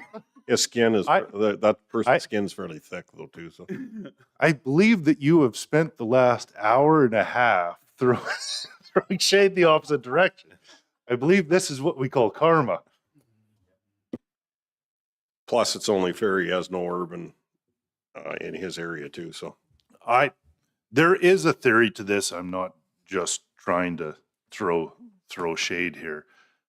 I think there is value in having a counselor that has sat through and went through the process with both Gadsby and Botha, that there would be some crossover knowledge when we're looking at a third one. So that's the reasoning behind. Councillor Adam? In fairness, I am thinking to appoint Councillor Nyberg as the primary and Councillor Stevens as the alternate, and they can duke it out. Okay, if that's, is there anybody else's name want forward? Because that would be our two people that we need to have. Do we have enough, do we have to have a motion on that, or? I guess we have a motion from Counselor Adam. Call the question, all in favor? Opposed? Counselor Stevens opposed, too bad, Counselor Stevens. Okay, that's carried. 7.6, request for decision, rescheduling the first March council meeting, page 59. Yes, thank you, Mr. Chairman. We noticed, thanks to Councillor Gano, that 4 of our members will be in assessment review board training during the March meeting. So our recommendation is we move it a day ahead to March the 10th instead of March the 11th, or if council would like a different date. Who are the 4 that are going to be gone? Gano, Hunter, Adam, and Walker. Oh, so now the newbies are, you're saying they're not as quick as you think they are. But we have to send them for. You've had to take it more than once, so don't. Yeah, Counselor Adam? Is this the one that we were to do 2 or 3 day class and it was going to be here? I thought that Counselor Walker and I were in February and the other 2 were in March for dates, so it didn't work. Okay, I just wanted to clarify. I'll make the motion that we move it To the 10th, if that's what the date that works by calendar. Okay. Any other questions, concerns? Can't believe we're doing this for you. Call the question, all in favor? Carried.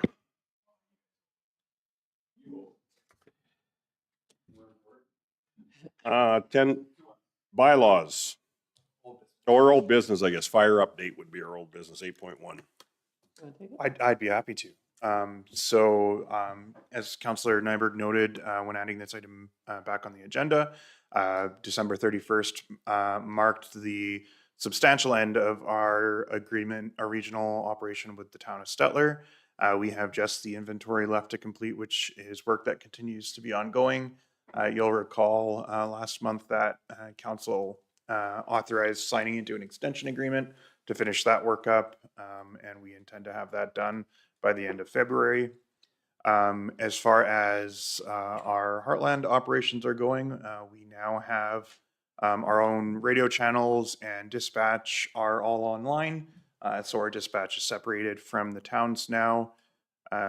Most equipment that we plan on getting into service is in service, with a few minor exceptions that aren't groundbreaking or frequently used or can't be worked around. Our feedback from the firefighters has been very positive. We're quite proud of Ivan and Troy and how they've managed their members through this transition. Great results. Each of the stations had a Christmas party, and the very last one was just this weekend, as they had some trouble getting scheduled, but it was perfect. They trying to think of on the list of items. We are planning on bringing back the brush truck outfitting. I think the first meeting in February. So that will be the actual units we put on the deck. Basically, you guys already passed the units themselves. Squad 2, we should have. We might have actually gotten it already. I didn't have a chance to touch base with Troy yesterday, but this week, if not, he should have the new squad vehicle back in town and back in service.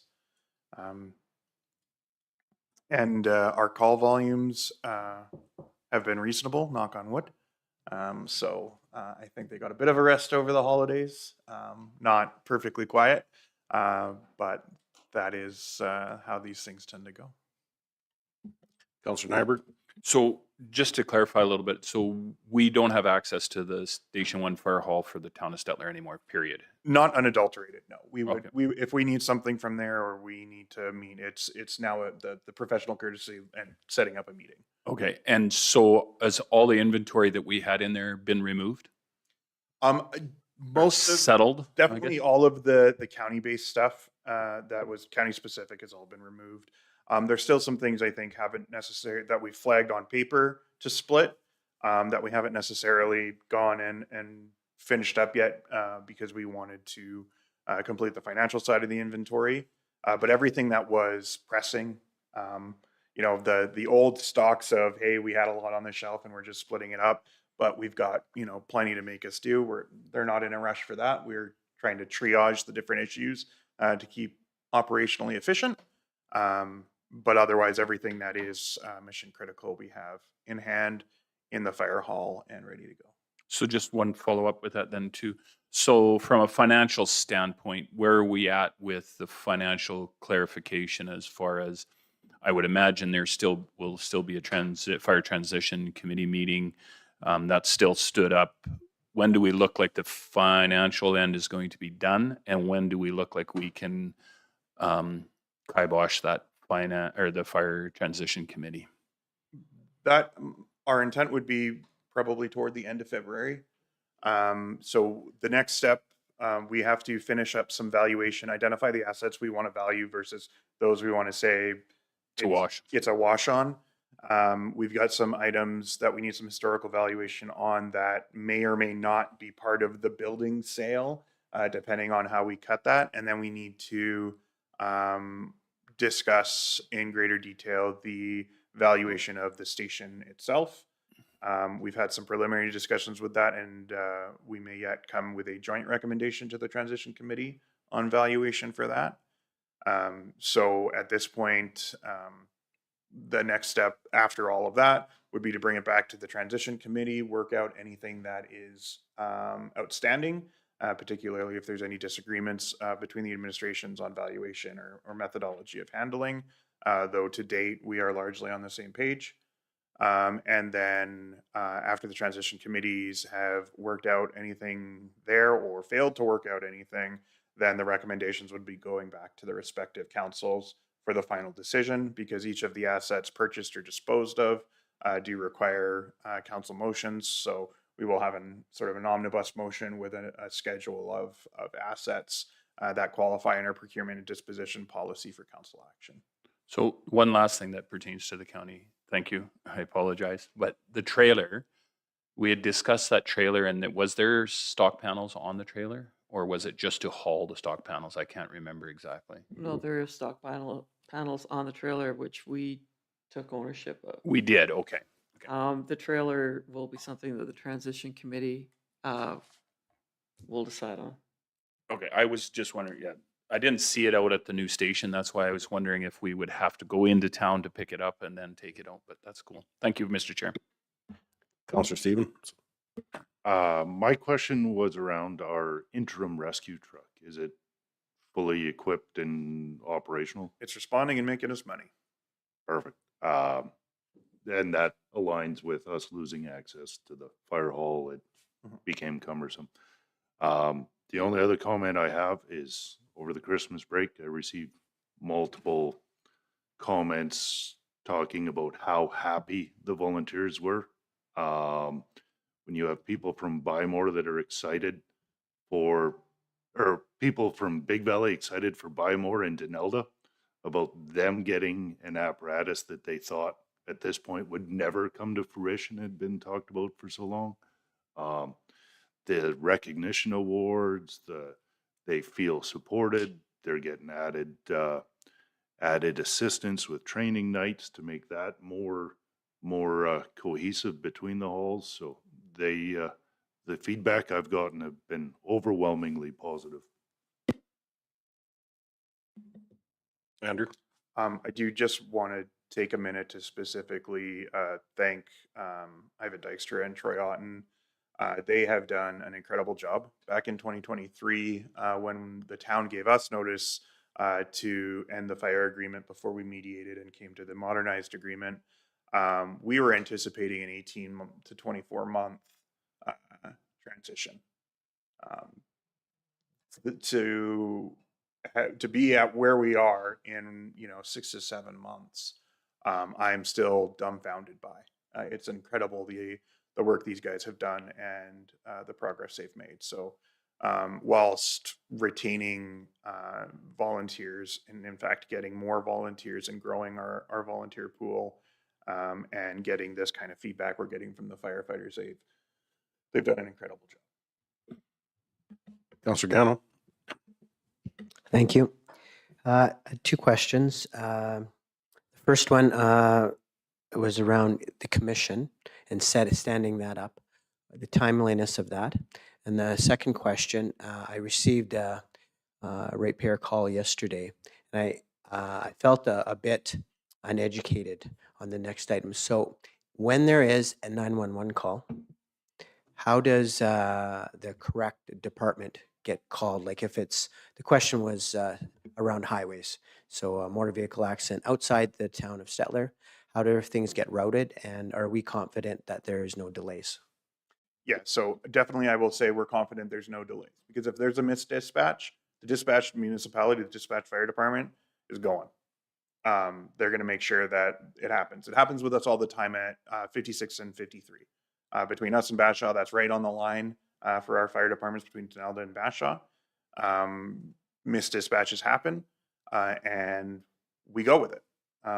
So that's always going to be the case. Otherwise, the system's pretty easy. As soon as dispatch identified the location, which is one of the first things they attempt to do when they're on the phone, it goes straight into their computer-aided dispatch system, which plots the point on the map, and it's got a shapefile or a GIS layer that says this is Heartland Regional's boundary, this is Stettler's boundary, this is Lacombe, this is Alex, this is whomever. And in fact, it's narrowed down to, in this area of Heartland's service area, we're calling Donalda first. In this area, we're calling Big Valley first, right? So we've provided them with the geographic shape files to do that with a So them is, sorry? Red Deer Dispatch, pardon me. So Red Deer Dispatch has been provided a shapefile that reflects Heartland? Yeah. Thank Yeah, you. including updated of those first due stations. We expanded Donalda's area. Now that they have been up and running for a couple of years now, we've seen great competency of them.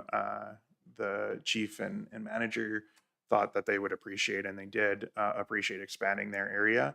And then we reflected some geographic response times with Big Valley and Bymore, where we had the east side of, I think it's one of the lakes down there, one of the alkaline lakes down there was in Big Valley's area. Or no, sorry, it was the other side. It was west was in the Bymore area, and it didn't make sense for them to be able to get there faster than Big Valley could. So we made some adjustments at that same time. As for the commission, because we entered into the interim agreements and council agreed to a 1 year of status quo, it's definitely taken the pressure off of that. So we are taking a bit more time to see if we are successful with our ACP grants. So we applied for grants with actually, I should say the Summer Villages applied for grants with a little bit of assistance from us. They did an incredible amount of work putting those together, and I'm quite appreciative. And so that would be our next big step, is to see how much we can contract out and get potentially legal working on the bylaws instead of running it in-house. But we have basically the full year to get that completed. I'd still like to see the corporate entity stand up sooner than later, because we are in a few cases operating as Heartland Regional Fire as opposed to being a formal entity. But for the membership that's going to be a part of it, nothing will change in 2026. Their new agreements and their new contracts and their commitment to the commission, if they so choose, will be effective January 1st, 2027. Thank you. Councillor Nyberg? Mr. Chairman, just because this is still such a hot topic item, I think we should maybe keep it as a standing item on our agenda go forward, just the first meeting of the month, I guess, if we could. The reason I say that is it was interesting over the holidays. I did have a number of conversations with people about it. It's funny what people have contrived out of what's happened. However, it is still something front and center, I think, out there. And it's important that I think all council is aware of what's going on. And again, I 100% agree with Andrew. Phenomenal job done and somewhat of a little pat on his back as well, because I think he was a big push behind making the 8 months go forward. So, but definitely our Ivan and Troy as well too. So. Okay. But also too, let's not forget our volunteers that stood up. Oh yeah, Yeah, 100%. We have to, that's what makes a volunteer department is our volunteers too. So, And that is fair, Mr. Reeve. They have not just continued to do status quo and just responded. Many of them have stepped up to do extras around the hall, to be drivers, to get apparatus to and from. A lot of these guys have, and girls, pardon me, have really put in extra time and effort to make this a successful transition. okay. Is lunch here? You know, it is. Before we go into bylaws, I'm just wondering if we should do a break for lunch. It's just about, it's 11:58. So if we can break for lunch and then be back here and we'll get into bylaws, and we've got our delegation at 1:30. Thank you.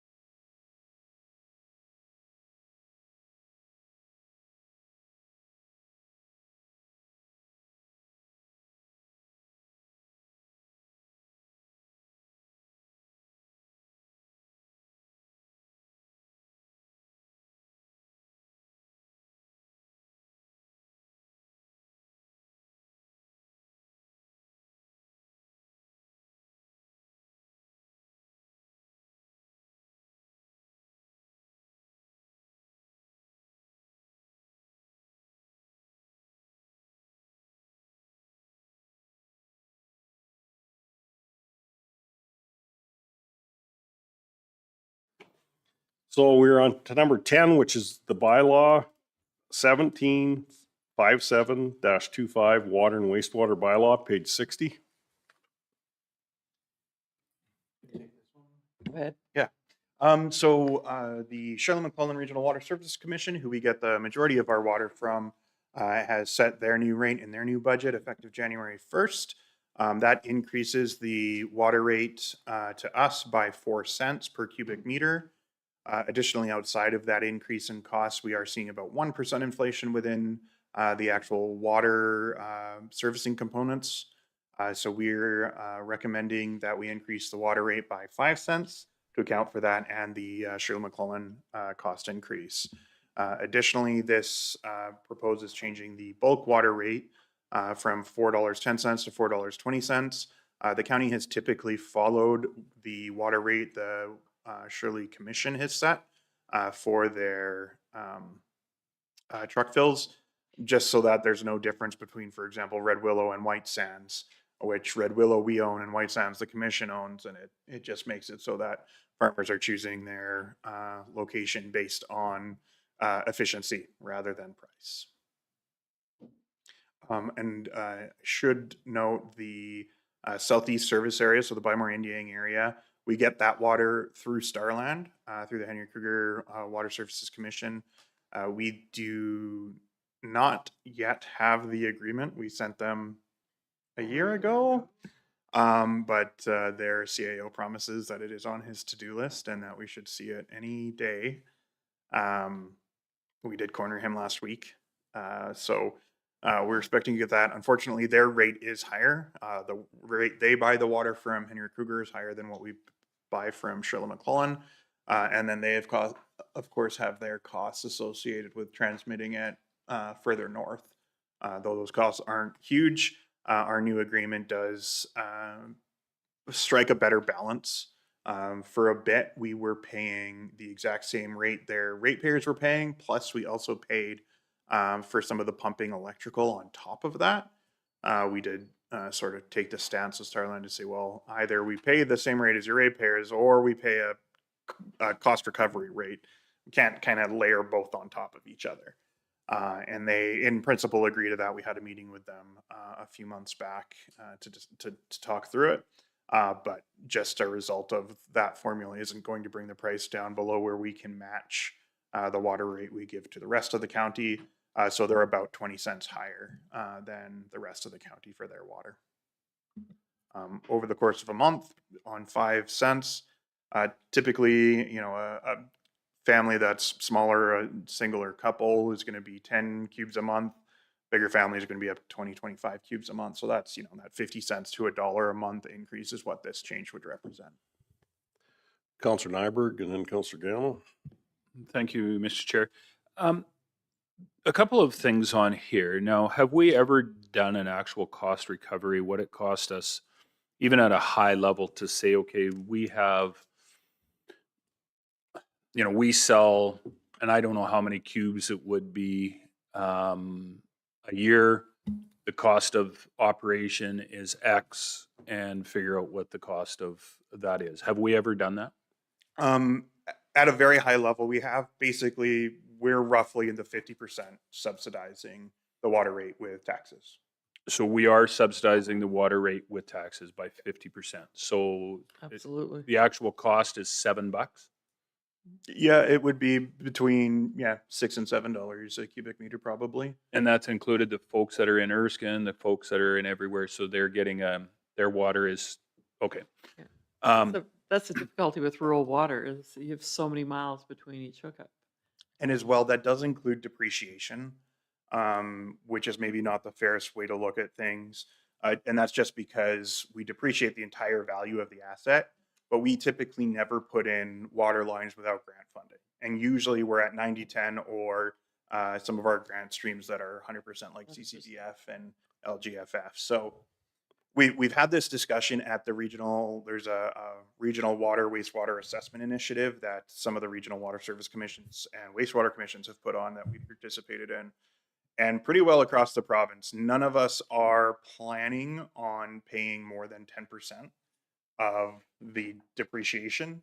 on our assets in, you know, the 75 years later when we replace them. And so to account for full depreciation in the cost recovery is probably not super fair. It doesn't move the needle that much in county, moves it a lot in Shirley because we got a lot more infrastructure there. But on the county side, it is still noteworthy. So we haven't ever done that detailed analysis, but yeah, I can say that about 50% of the water department's budget is covered by user fees and 50% comes out of the general taxes. So leads to my next one, Mr. Chair. When was the last time that I look at the water rate, the fixed monthly charge for Buffalo View Estates, et cetera, and then also the disconnection and reconnection fees. When was the last time that we had an increase on those?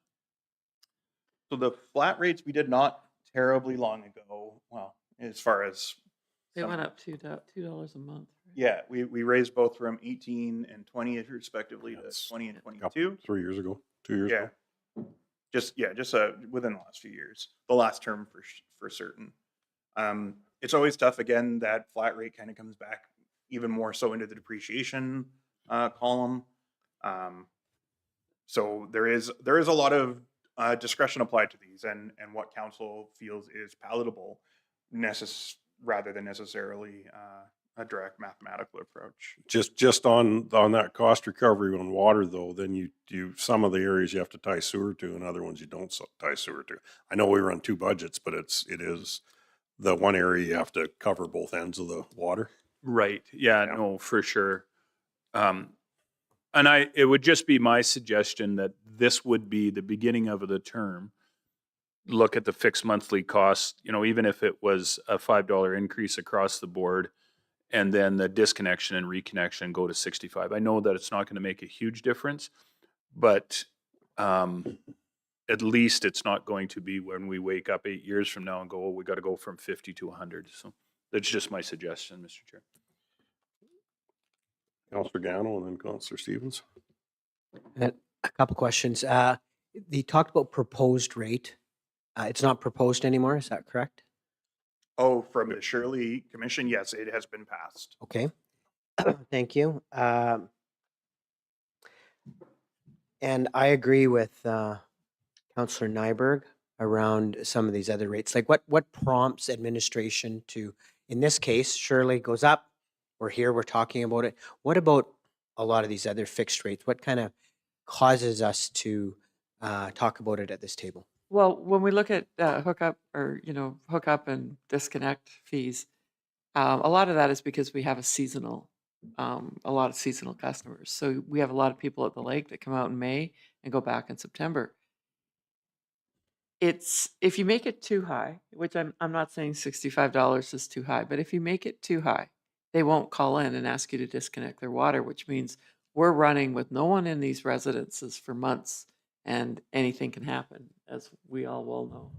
And so we're eliminating, I think, a certain portion of the risk by going up and shutting the water off and turning it back on. If I can just Yeah. add on that a little bit. Some of the seasonal residents don't actually have a choice there because their water meter is external or unheated through the winter. So they have to have it disconnected or they're paying several $100s in a new meter every year, and plus the break.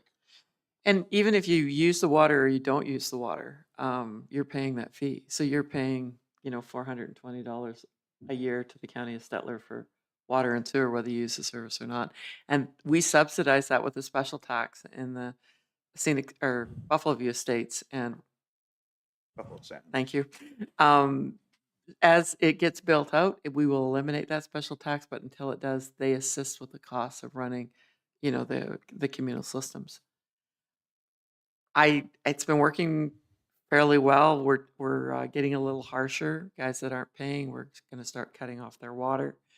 I just think we need to be careful. We've had a lot of people that think our sewer rate is unfair at that 80% of water consumption because they're washing their car, they're watering their trees, and it never hits the sewer system. But so far, they're still paying it, and it's working not too bad for us. We did try to do cost recovery a year ago, if you remember, Councilor Nyberg, at the lake. And the fees were so high with the sewer hall that council then brought them back down. Counselor Steven? My first question was around depreciation, but Andrew has already answered that. My second one is separate from this motion. I'll make a motion to instruct staff to bring back options on connection fees to standardize our urban connections at a later, To a committee of the whole meeting? a future meeting. That's one of the items that we would like to discuss I have it on at my a list. future That committee of the whole meeting. that discrepancy's never really made sense to me in this day. I get why there was more logic to it at the time of construction, given the level of grant funding and capital costs. It was to try to get people to on or off, basically, because it was offered at a screaming deal when it was being put in, Yeah, and people still were sitting on the fence. and I agree that logic made a lot of sense. Enough time has passed. I'm not sure if there's any incentive. It just seems to be a holdout at this point because it never got reevaluated. We're seeing in Erskine that the people that didn't hook up because they had their wells in place, and we didn't enforce that, have moved. They've sold their houses and moved, or unfortunately, they're no longer with us. The same as when we paved Erskine, and we didn't pave 5th Street because no one wanted it. Now, new people have taken over those residences. They would like us to pave that street, as it is the only unpaved street in Erskine. So just people's difference of opinion as they, as it just evolves, right?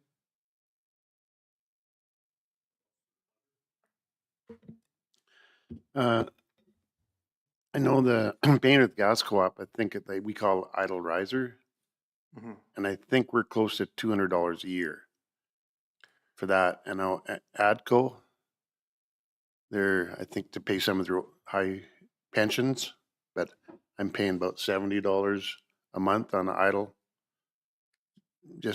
I got no power, no nothing, just have it sit there. Yeah, just so if you ever decide to hook up, that they Right. don't have to come in and reinstall. Yeah, I know. It's So, all over the map. yeah, Yeah. it's good. So to take this forward, we have a motion to bring this forward to committee of the whole. What happens for our pricing now then? We're still with what's in the bylaw. Yeah. What's passed in the past bylaw? I think it's Counselor Stevens' intention that this is not dispositive of the bylaw, that this is I- an addition. Yeah, this I is an intend addition. on Well, making we an additional motion. Okay, well, could we go through the readings of the bylaw first and then make the motion after? Tomato, tomato? Yeah. Chair's preference.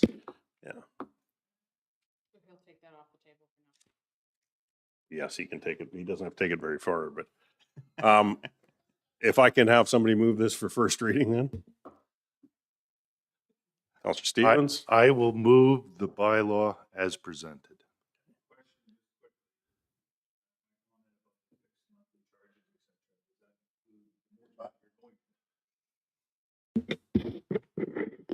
The fixed monthly charges, we can definitely look at that at the same time in our future meeting. Or And- do you want, And the only Are you- reason, I'm thinking if we changed it now, it would make sense because of the simple fact is that at the beginning of the term is a good time to do it. We make it sets over that period of time. I'm just suggesting that if you had a, and it does seem very arbitrarily, but a 10% increase across the board, which would go to, $22 a month. And I'm not saying we go to $27.50 or anything like that. But if you had a 10% increase across the board, it would cover our cost of living allocation across the board on those service fees. I just, to push back a little bit on that, as one of the users, it went up 10% on the fixed monthly charge for water before at 22, which you're still paid for the water. If that water's tied in, That 10% has been being recovered for the last couple of years.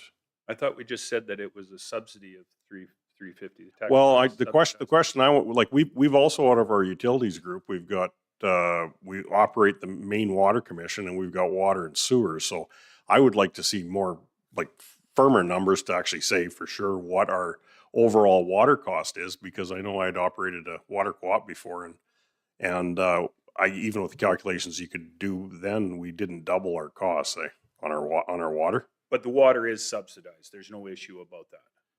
On the, what are we paying for water right now? The water directly, yeah, we're paying $2.91, I believe. Or no, we went from $2.91 to $2.95. So we're paying $2.95.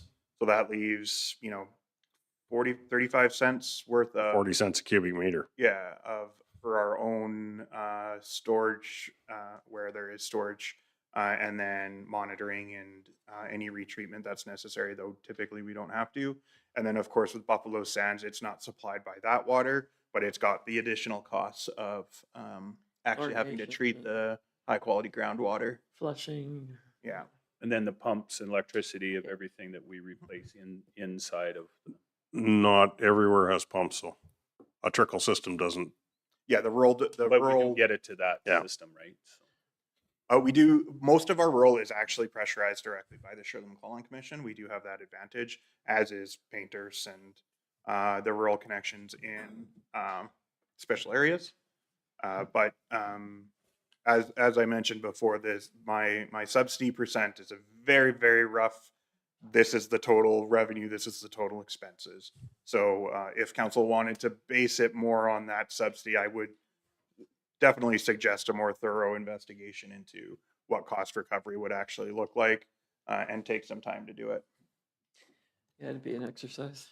Yeah, it will be, and that's part and parcel of, until we pass our bylaw, we can't get our increased rates for what we're even charging for our increased water now. It's very similar to, I think, our dust control, where it's something we need to have in place, but knowing that we're going to discuss it further and there could be changes. Well, and I don't see, Mr. Clark, I don't see this as this is more, in my opinion, this is just there is no cost recovery. The fixed monthly cost of $20 is not a cost recovery. It's $22, and then you pay for Well, your it would water be use. 22, yeah. No, under your water, it's 22 right now. Water rate, I'm looking at this is, The wastewater? yeah, okay. So, wastewater, right? So none of that is being at a cost recovery. That was an arbitrary amount at any given time, right? So even when we did it, we've never done that analysis. So there is a cost involved in this, but there's never been. Well, and I know from a cooperative basis, the reason you put it in there was so that people that didn't tie in were paying for the riser to be sitting there. It's very No, I get that. I mean, Inactive. this is an incentive for people to hook up for sure. But if you're hooked up, it's just one more charge you might as well charge on the cost of water and not on the riser, because if you want to get user pay, it's on how much water you use. And we got very few idle risers in the water now, do we? Like It's getting less and less. I think what this bylaw does right now is it keeps up with the cost of water. The water keeps increasing from the town, and then to Shirley-McClellan, and then to us. So we're at least keeping up with that. Yeah, this keeps us cost neutral as to status quo. It doesn't adjust any philosophical questions about what does cost recovery look like, or should we be charging cost recovery, or all of those are council decisions that we can take more time to workshop. Administration brought this forward solely based on the changes to our costs. which we do typically every year. Yeah, we try to annually. at And least. Because of what our costs off of the Shirley system or the town system. And that's where I'm saying, and in the next 4 years, if we did it now, would make more sense than if we did it halfway through the year without it. We're never going to get to a full cost recovery on it. No. But I think if we have a small increase over a 4-year period, and it's 10%, you're looking at 2.5 over the 4 years. it's a done deal. We don't have to look at it again. But that's just my keep it simple principle on that. Counselor Stevens?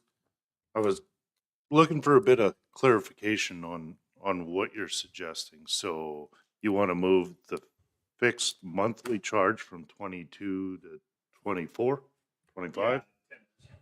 And you want to also change the connection disconnection fee from 50 to 65? Is that?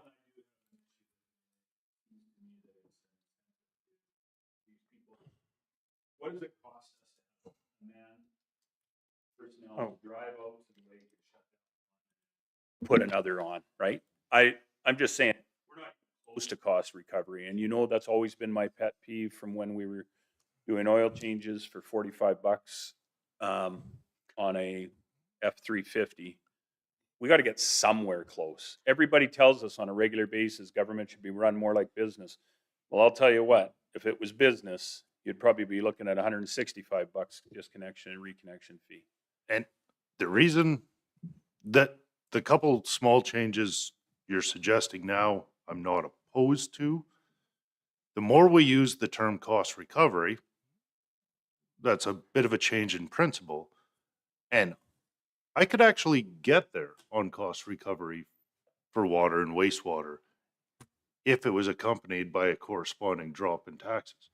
I mean, if we're subsidizing half of it by tax money right now, and we're talking about how to get the utility department to cost recovery with user fees, then I'm not willing to have that conversation without the yin to the yang, because then we're just creating a tax slush fund for elsewhere. It's definitely and not a tax I'm slush not- fund when we're losing money on it. Well, no, if we got to cost recovery and half of it subsidized by taxes, are we going to create a reserve policy with that new tax money that doesn't have a home? Are we going to drop our mill rate?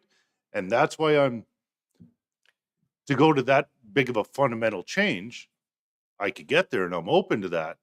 But I think that there's a lot more that comes with that conversation. And I'm just, where I'm at, Mr. Chair, is the fact that if we do nothing, nothing works and we never change anything, and this bylaw will go on by itself and nothing will ever change again. And 5-10 years down the road, we will be sitting at $22, and then we will move it up to say, okay, well, you know, that seems crazy. Let's move it up to 25.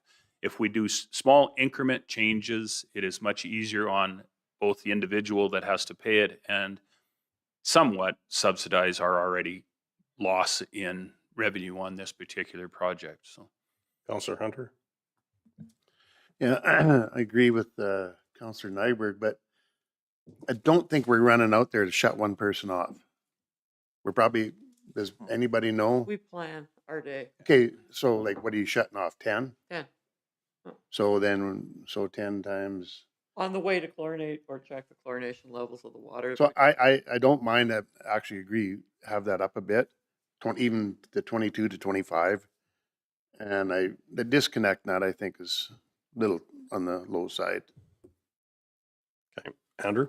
So I did just want to say that the fixed monthly charges stay in place. You can see the note there, even if you disconnect seasonally. So the $50, it's not a disincentive to skip that monthly charge, because the $50 doesn't let you skip that monthly charge anymore. Council made that change a couple of years back.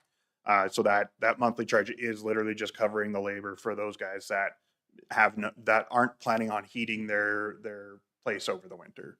And we do schedule those. They call in, we set up a work order, we set up a few days, and typically they're all in one area. It's generally the lake subdivisions that have these types of houses, and we'll do it like that. So it is fairly cost effective. And it was some of our community organizations too that Mhm. would do it, like with the buildings that weren't heated year round either. Yeah.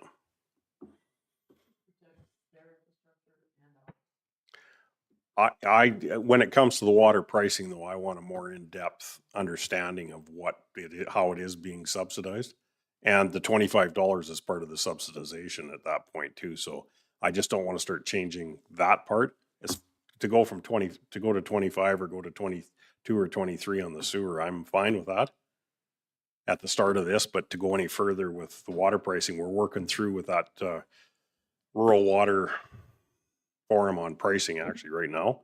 But the other part of it is I'd like to see a better number because we'd run two budgets, water, wastewater, but same people are doing it. So let's just make sure that we're showing the right amount to the right bucket when it comes to subsidies or whatever too. And I agree with you, Mr. Chair. The water rate is where we're at. We'll get a solid look at it later on. But I mean, the service fees, every service fee that everybody else has done has gone up. I can't say that I got any cheaper service fee on anything that I've done out there. I just can't see why, as a government entity, we wouldn't move up a small increment amount. At least people can say to us, well, yeah, the user fee has moved up. You're right, it's still a subsidy, but it's not going to be. Yeah, but have you bought hay lately, Mr. Hunter? I just Councillor Stevens.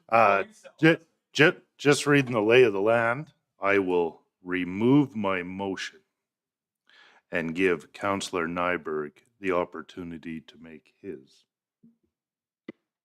okay. I'd like to. I guess I got to go to the other part where we're starting here.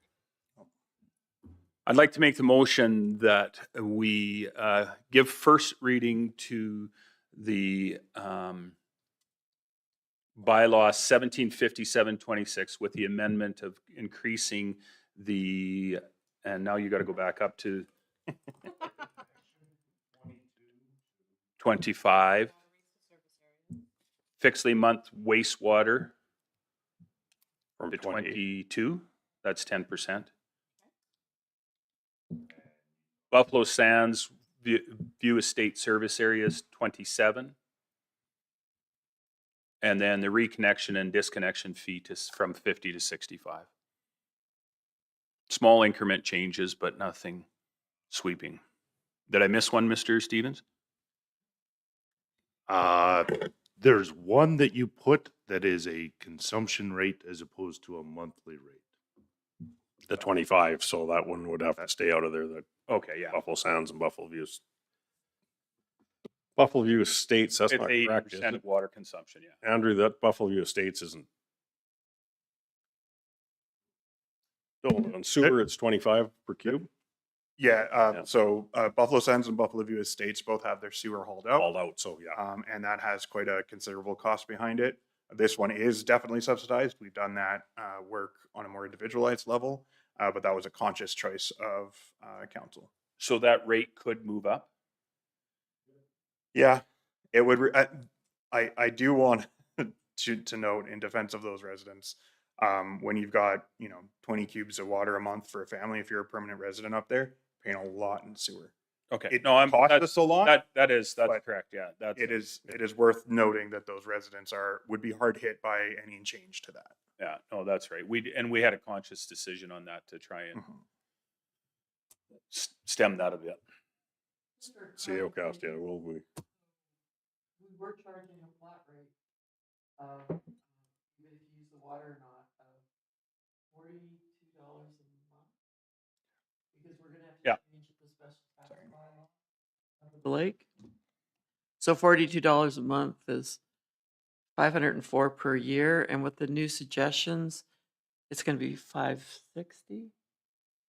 Yeah, typically that one gets a little awkward because this bylaw won't take effect till March, whereas the special tax levy bylaw is a year at a time. And we have passed those bylaws already. So it may not be unreasonable just to say we'll catch up on those in 2027. I think we should Or we can bring them back Yeah. for the Okay. quarter, because that's 60, I keep losing stuff. So $65 on increase, that's pretty healthy. We are gonna be notified, I'm sure, on that. Yeah. So it'll be 25 for water. My computer. 25 for water and 22 for sewer. So yeah, so that's 47. instead of, yeah, so that's $5 a month. That's $60. Counselor Gano? Yeah, I have concerns. I fully agree with the increase as proposed by administration. I don't have enough information to make good decisions regarding these other changing water rates, and I would rather wait a bit. I'm not at all. I'm okay with looking at these rates, but I just don't have enough information in front of me to understand it to vote effectively. So then I will rescind mine and we can go back with Mr. Stevens and stay the status quo. I have no problem with that. And take this back to a committee of the whole. Yeah, we can paralysis by analysis. The part, I guess to Counselor Gano though, just the proposed rates would basically be for a 4-year period, would keep up with cost of living type, that piece. And also I'm just keep not up to the prepared, labor. Councillor Nyberg, to make the decision today with the information I have in front of me. And I totally get it. I understand it. When we get these back, the monthly fees will probably have to be closer to $50 or $60 when we get it all said and done. We've never went down that route because we've done that analysis in the past. Again, I keep coming back to that. The experience I've had in the past. We will do the analysis. We'll come back and we'll make this decision later. And 'tis the value of government. So Counselor Stevens, I'll move the bylaw for first reading as presented. any questions, concerns? Call the question. All in favor? Opposed is Counselor Nyberg. So, okay, we can go to second reading, but that I somebody will take- not hold you up. Can somebody take a second reading? I will take you to second reading. Call the question. All in favor? Someone needs to do Counselor Stevens. I'll move that we proceed to third reading. Call the question. All in favor? That's carried. We need to go to third reading now. I need someone. If Counselor Stevens. I'll move third reading. Okay, call the question. All in favor? Opposed is one. Are you opposed or in favor? Opposed, Counselor Nyberg. Carried. Okay, that was a. Drawn out fair for Yes, it certainly was. We have our, well, we're not even that far off our 130 delegation. We have the, Mr. Stevens to make his motion to have this brought back. for future Yes. meetings now. I'll move that we instruct administration to bring back Hamlet connection fees and wastewater fees to a future committee of the whole. call the question. All in favor? And that is carried. So we have our 130 delegation here, the seed clean plant. So there'll be a time for about a 15-minute presentation, Lee, and then questions. Do we need introductions? Yeah, I was going to do that. I'm Lee DeShane, farm just east of Stettler here near Botha, and I'm the treasurer on the seed plant board. With me today, I have Dustin Hewson, who's the chair of the board, farms just south of Botha there, and Lauren Metz, who's currently our manager, operations manager there at the plant. We had Gord Nitschke, who was supposed to be coming, but he had some issues that he had to deal with and couldn't make it today. We'll run around the table too, just so your folks know. Greg Jackson, Director of Operations. Michelle Hoover, Legislative Assistant. Larry Clark, Reeve. Alan Gano. Wade Hunter, Ward 2. Justin Stevens, good afternoon. Janet Adam, Ward 7. Phil Walker, Counselor. James Nyberg, Council for Erskine South Warden. Andrew Prishik, Director of Municipal Services. And online we have Nikki Thorstensen, Communications. Okay. Great. Well, I went to a board meeting about 5 years ago. I was looking back and preparing for today about 6 years ago, and a meeting as an interested farmer and ended up on the board. So For the new counselors, I won't go back into a ton of history. If you have some questions or whatever, go ahead and I'll just recap. We had intended to come and see you regardless of the situation sometime here in the new year, as we'd promised to come back and update you, because you guys have been great supporters of us and our initiatives there at the seed plant. So diving in, I'll just go back a little bit on 2025, and I'll call that the year of surviving for us, our plant, and our board. And I think in lots of respects, it was quite successful. We significantly reduced our loss. We didn't quite get to a positive income statement, but we came real close. More importantly, we managed to find ourselves in a little bit of a positive cash flow situation. So, which is all to say that we're living on depreciation, which is a topic that we'll address a little bit later. For the fiscal year, we hit 309,000 bushels, and our fiscal year, just so you know, ends on June 31st. So those are the numbers that I'm talking about right now, which was a significant increase year over year, about 60,000 bushels year over year, and increased cleaning. We regained some lost customers that we lost because of some of our operational issues. We managed to resolve some of the scale issues. That was one thing that was hanging over our head. It was getting pretty finicky. The scale itself was old.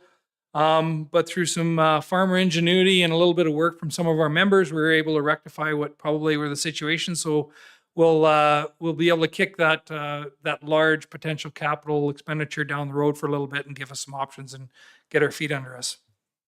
But we made some headway and improvements in the plants, some operational improvements, and some small updates on machines. There were a few headwinds. We had lower grain volume. Just the year before was a pretty low production year with the drought in the county. So there wasn't as much to clean, a little harder to find. With that said, we did change accountants. And I think, with the addition of Ann and Lauren and a full year under their belt, we really kind of cleaned up a whole lot of our administrative record keeping and those kinds of things. So we're starting to get a better handle on it. And in a position to be able to start looking back and do some analysis and planning going forward. And I would say in general, and talking to the people in the county and the customers, I think Lauren has settled in quite well. He's got a cycle under his belt in terms of learning how to run the plant. But with that said, I think our reputation has improved for not only the quality of the product that we're putting out, but how we are to work with as a service provider to our customers, which is the farmers of the county. With all that said, we're in a service business, and rebuilding our reputation and getting some of these customers will take some time. So we still have some work to do. So that was a bit of a synopsis of 2025. So let's go look on to 2026, and I'll call that the year of building our foundation. We're still not out of the woods. We still have some debt that hangs over our head from the installation of the color sorter in 2020.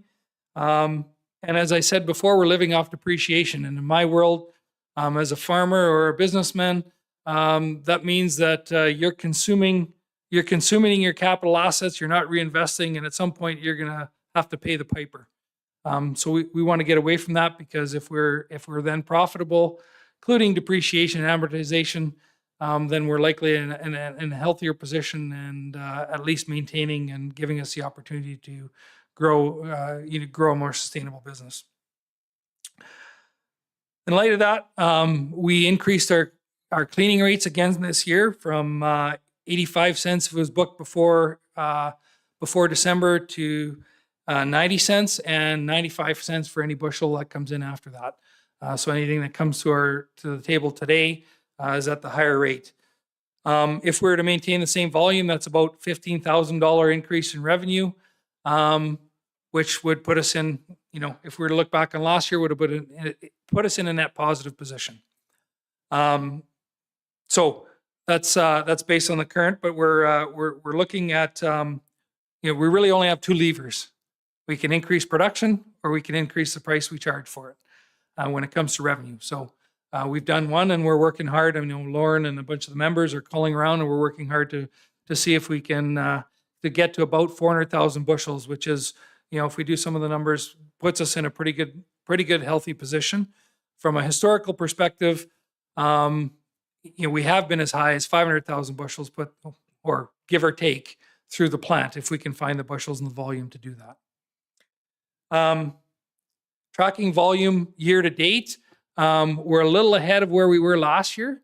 I would say for argument's sake, we're about where we were last year, but the new year's come around and we had about 75,000 bushels on the books, booked in and seed tested. But Lauren tells me that the new year has brought several samples and several farmers waking up from the Christmas holidays and saying, "Hey, wait a minute, I better get planning." So we expect that there'll be a fair amount yet to come in. So we're optimistic that we'll get to our we'll at least beat last year and get maybe closer to our goal. So, for us, what does this year in building the foundation? It means really getting our business into a position where we're not living job to job or month to month. And that'll also mean probably having about $30,000 in the bank come June 30th, because we have a black hole called July, August, and early September where we're not doing any processing. Which then kind of brings us a little bit to today. And the meeting, and why we're probably here a little quicker than we had anticipated, was because in late December, Lauren started having some issues with the breaker tripping. We didn't think too much of it, kind of Christmas and away we went. When he got back on about the 6th of January, he kind of had a major failure. The breakers clicked off, and he went to investigate and not only found a blown fuse, but found an electrical box that was almost too hot to touch. And signal some issues. So he got the electrician in. We're working with Bryce Van Landet, and he came in and identified several issues that he addressed. He replaced a panel and some other wiring and got us back up and going in the interim. But in the process, identified several other issues that we probably needed to take a look at and replace, and that was without a thorough investigation of the issues. So we're in the process. We got it's been a short timeline, and we've got the best estimate that we could at this point, and we have somebody else coming in to give us a second opinion and a second estimate on the repairs. But in that process and in some communications with the county, they said that there may be an opportunity for some emergency funding that could help us. And so I guess that's why we're here today to not only give you an update, but to chat about what opportunity might be there. So I guess that's it for my formal presentation. I know we presented Michelle with some more detailed documents, I guess, that you guys can have a look at or go through. I don't think we necessarily want to go through everyone in detail, but I guess you do have that before you and the estimate as you have. There's no question we'd like probably a little more detailed estimate, but A, based on timelines, and B, my experience with general contractors, it's not always the easiest thing to do. So it's not like we're rushing ahead to do the kind of the final. In that estimate, there's about 3,500 of it that's already been done. The top line of that estimate has already been completed and done, and we're on the hook for. And we'll proceed with. The remainder are some of the additional things that we would that he was recommending were highly recommended for us to look at getting done.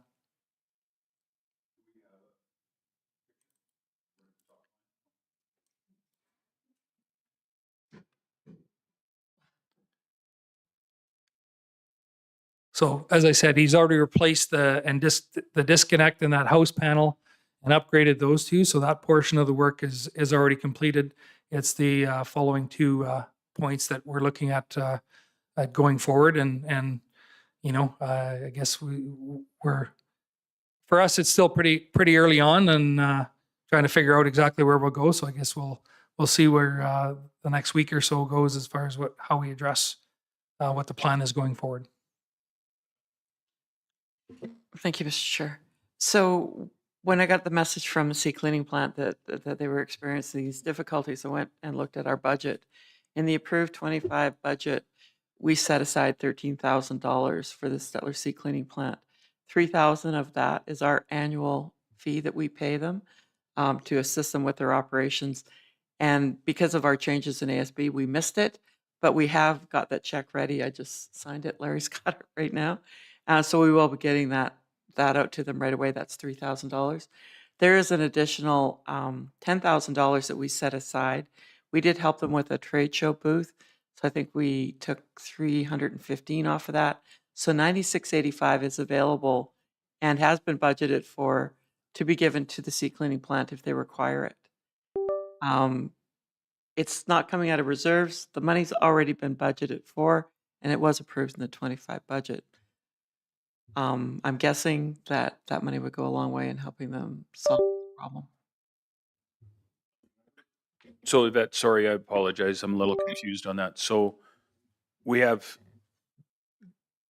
take the trade show booth out of, we have $10,000 in the budget that we haven't given them. Yes, so we take 10,000 less 315. We've got 9685 left to submit to them. And the only we set that $10,000 aside because of the problems they were having in 2024 and to assist them going forward in 2025. And the 3,000 is just our regular Our contract. regular contribution, which Check we that Larry has is the 3,000? right, yeah, Ah, okay, fair enough. We'd have an additional 3,000 coming up yeah, for when we 2026 approve our budget this that year, we if could that's the case. advance. And no 10,000 in 2026. No, we didn't budget that amount, but it is sitting still in the 25 budget. Counselor Stevens? So we did give that one-time top up of 10 grand, and we left the door all open of a second one. There was several things that the seed cleaning plant was in the process of correcting, and it sounds like most of those have. Year-end financial returns, the bookkeeping, that's all been addressed and up to snuff, because that was one of the past concerns. Yeah, I think we've gone a long way. And just to be clear, Justin, I'm a happy camper because the last time we stood before you, you'd helped us up bridge the gap in the fall of 24. And it was our expectation as a board that there were no further funds coming. So to find out that there was budget allocated or whatever is a surprise to us. That's not why we're here. And I think, several of us have sat on other boards and we're aware of emergency funding that the county had to support different organizations within the county. And I thought that that's where the $9,600 was coming from. So, but I guess more directly answer your question. Yeah, we've moved over to RWA. And Ann Davison is our regular bookkeeper, and she's done a great job. She's now handling all of our government processing. So she's doing all of our GST filing and payroll, and everything else is brought in-house. She has the capabilities, and she's been trained by the accountants. So we've reduced some of our accounting fees in that respect. But more importantly, we have that control internally and the confidence that it's being done properly. Perfect. I'm fine with this 10 grand top up for the second time, but I would like to get off the series of 1 year discretionary. I would like to advertise that these annual top ups, if you will, are not being budgeted for any further. I would be open to discussion down the road whether 3,000 annual is the right amount, whether we need to tweak that a little bit.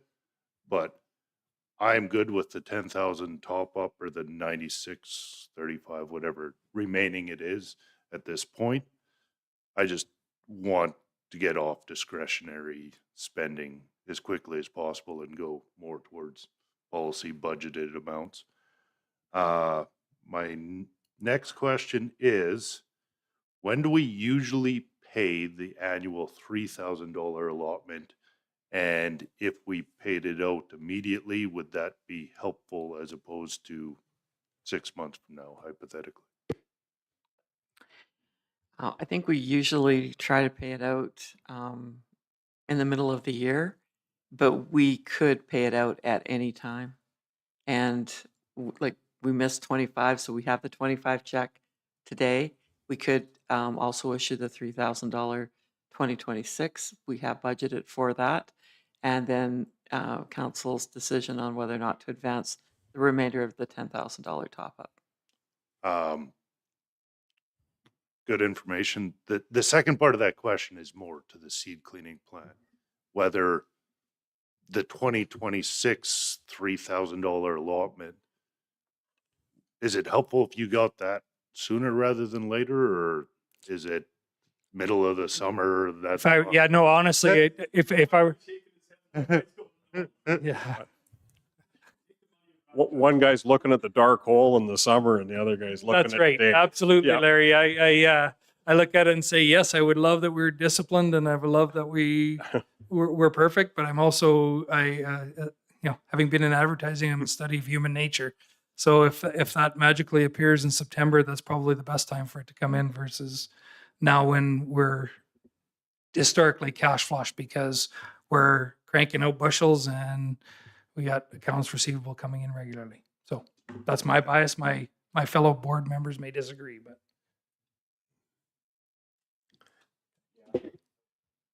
Councilor Nyberg?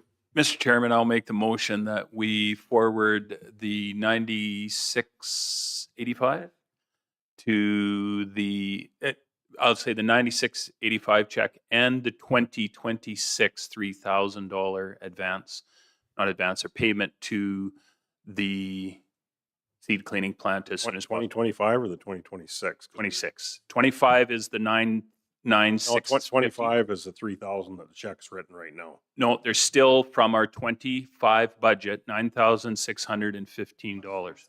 Plus the 3,000 they didn't get last year. You've already got that check. Yeah, we have it now, but the second one they asked for in September. So Okay, well, they had two different people. Yeah. I got two different gross. Okay, so we'll leave the 3,000 for 26 out of the motion. Just forward the $9,615. 9,008. Would you repeat that number? 'Cause we got four- $9,685. There you go. Forward So- that check from our 2025 budget. Okay. so from a board perspective, could you clarify like what that is? It's kind of a nebulous 3,000 and yes, it's kind of gone on and I've kind of not really thought too much about it because it seems to be a historical thing, but what's the basis premises? What's the idea behind it? On the 3,000? Yeah. Think you'd need a vet. Can you It's explain that? it's an annual operating grant. It's Okay. that we give to the Stettler Seed Cleaning Plant to assist you with your operations, and then we help you with some in kind. Also.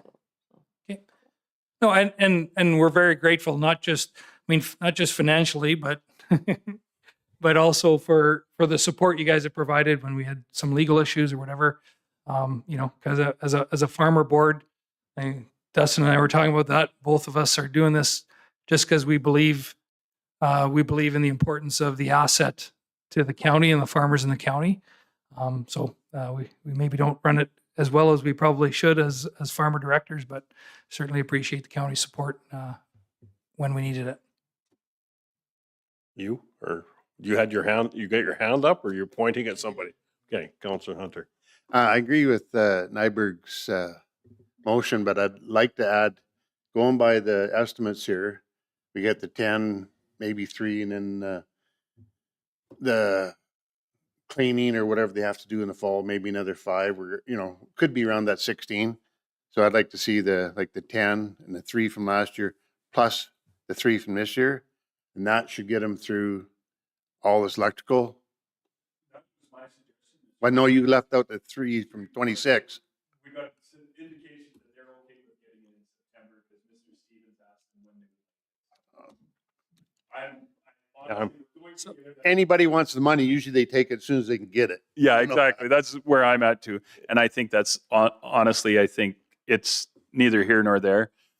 We will be giving them that amount of money. Not others. Just for keeping it simple, we have a motion on the table for the 9685. Councilor Stevens, you're just waving, okay? And we're good for questions here. Okay, we have a motion on the table for that. Then call the question. All in favor? That would be carried. So that will be prepared. We'll get it done up right away. And if Larry signs the check, you can take it free. Okay. Thanks for coming in. Yeah. And Thank you. And it is greatly appreciated, the work that you guys have put into righting the ship. Thank you. Yeah, no, there's other board members for sure that are, you know, as I said, the scale, one of the board members came out with his welder and did some, a steamer and did some modifications and cleaned it up and figured out what the source of our issue was and, you know, saved us $100,000 if we want to look at it that way for free. So, you know, I think we've got a pretty good group of board members that are committed to it. And by all means, we'd be welcome if anybody else wanted to put up their hand and come to a few meetings because we're always looking for more support. But Mr. Chair, if I could ask a quick question. So who would be your guys' biggest competition right now? well, You're definitely not cleaning all the grain. no, I mean, it's a variety. It's funny. Was kind of doing an analysis of that. I mean, we're not that far. We're kind of ecocenter to Adelia, Bashaw, Coronation. You could throw in Alliance and Forestburg there. Those would be the licensed commercial facilities plus some mobile traders that are running around doing some of the business on farm as well. So those would be our primary competition. James, but Yeah. No, I just was wondering for more my sake than anything. Forestburg, I would see that river valley being a bugger to get through, but yeah, it kind of depends, right? I mean, in today's day and age, everything is so mobile. It's really hard to say. Really, the determination is what's the freight cost you to get it from your place to whatever the next closest destination is. Now, the complicating factor of that is that farmer freight is a nebulous thing, right? Because does freight really cost him if he owns his own B train and he's doing it? I would argue I don't want to be a trucker, so I would argue that there's a cost to it. But many of them would say, no, if it's more convenient and I want to do it anyways, then the freight those argument beach goes rides, out. they drive up and down for Well, nothing. no, right? that's now we're getting into a much larger philosophical discussion, I guess. But Thank you, guys. thank you. Thank you for coming in and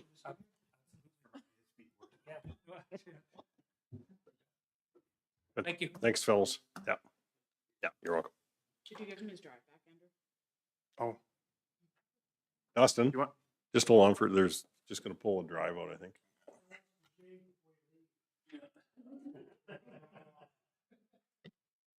Hasn't got warm enough yet. Oh, thank you. See you guys. Thank you. Appreciate it. Yeah.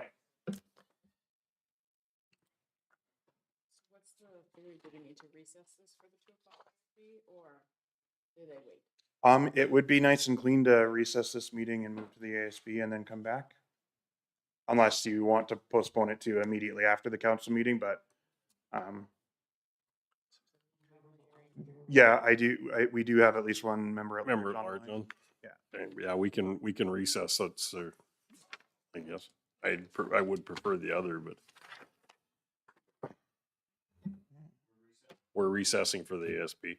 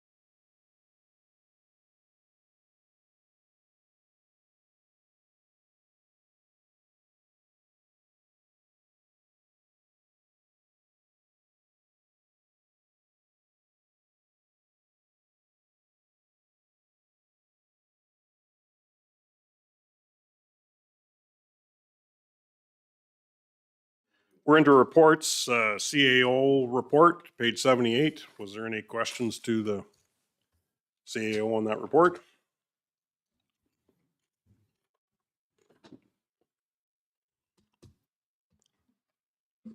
Is there there's a strategic initiatives report. Is that within yours? Just got some. Okay. There was a reference to LGFF capital. I was wondering if that amount is close to what we were expecting, that 1.8. Yes. Yes, that is the amount that was outstanding for 2024, and we're hoping to release in 2025, which is over 2 million. Okay, so there's no flags there. Thank you. Councillor Stevens? Immediately, there's no flags, but this is the one that they made floating relative to the provincial budget Yes.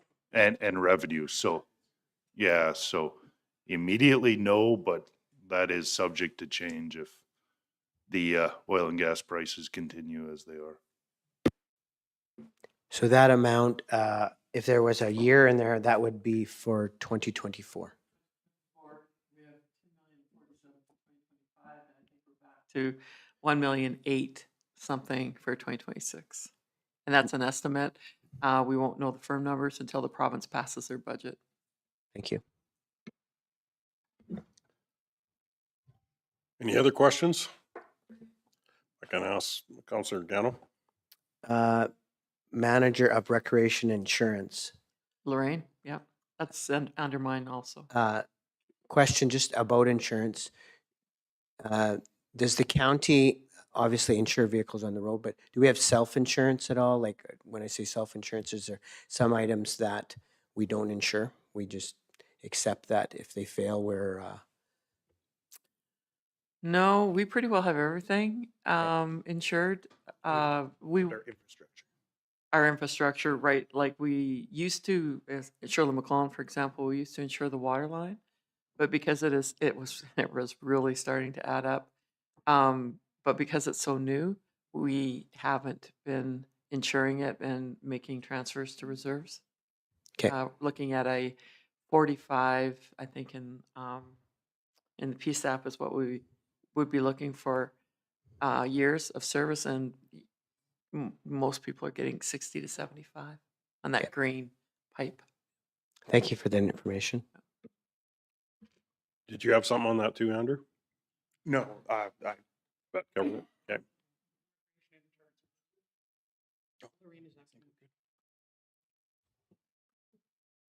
If we have a claim and it's less than our deductible, then we just pay it directly. But if it's more than we usually run it through insurance. So Lorraine can pull her hair out. And I had one more. Health and safety. Yes. At what threshold of incident or value would council see the report? I don't sit on that committee, but Andrew does. He's the chair of that committee. I think you guys get an annual summary.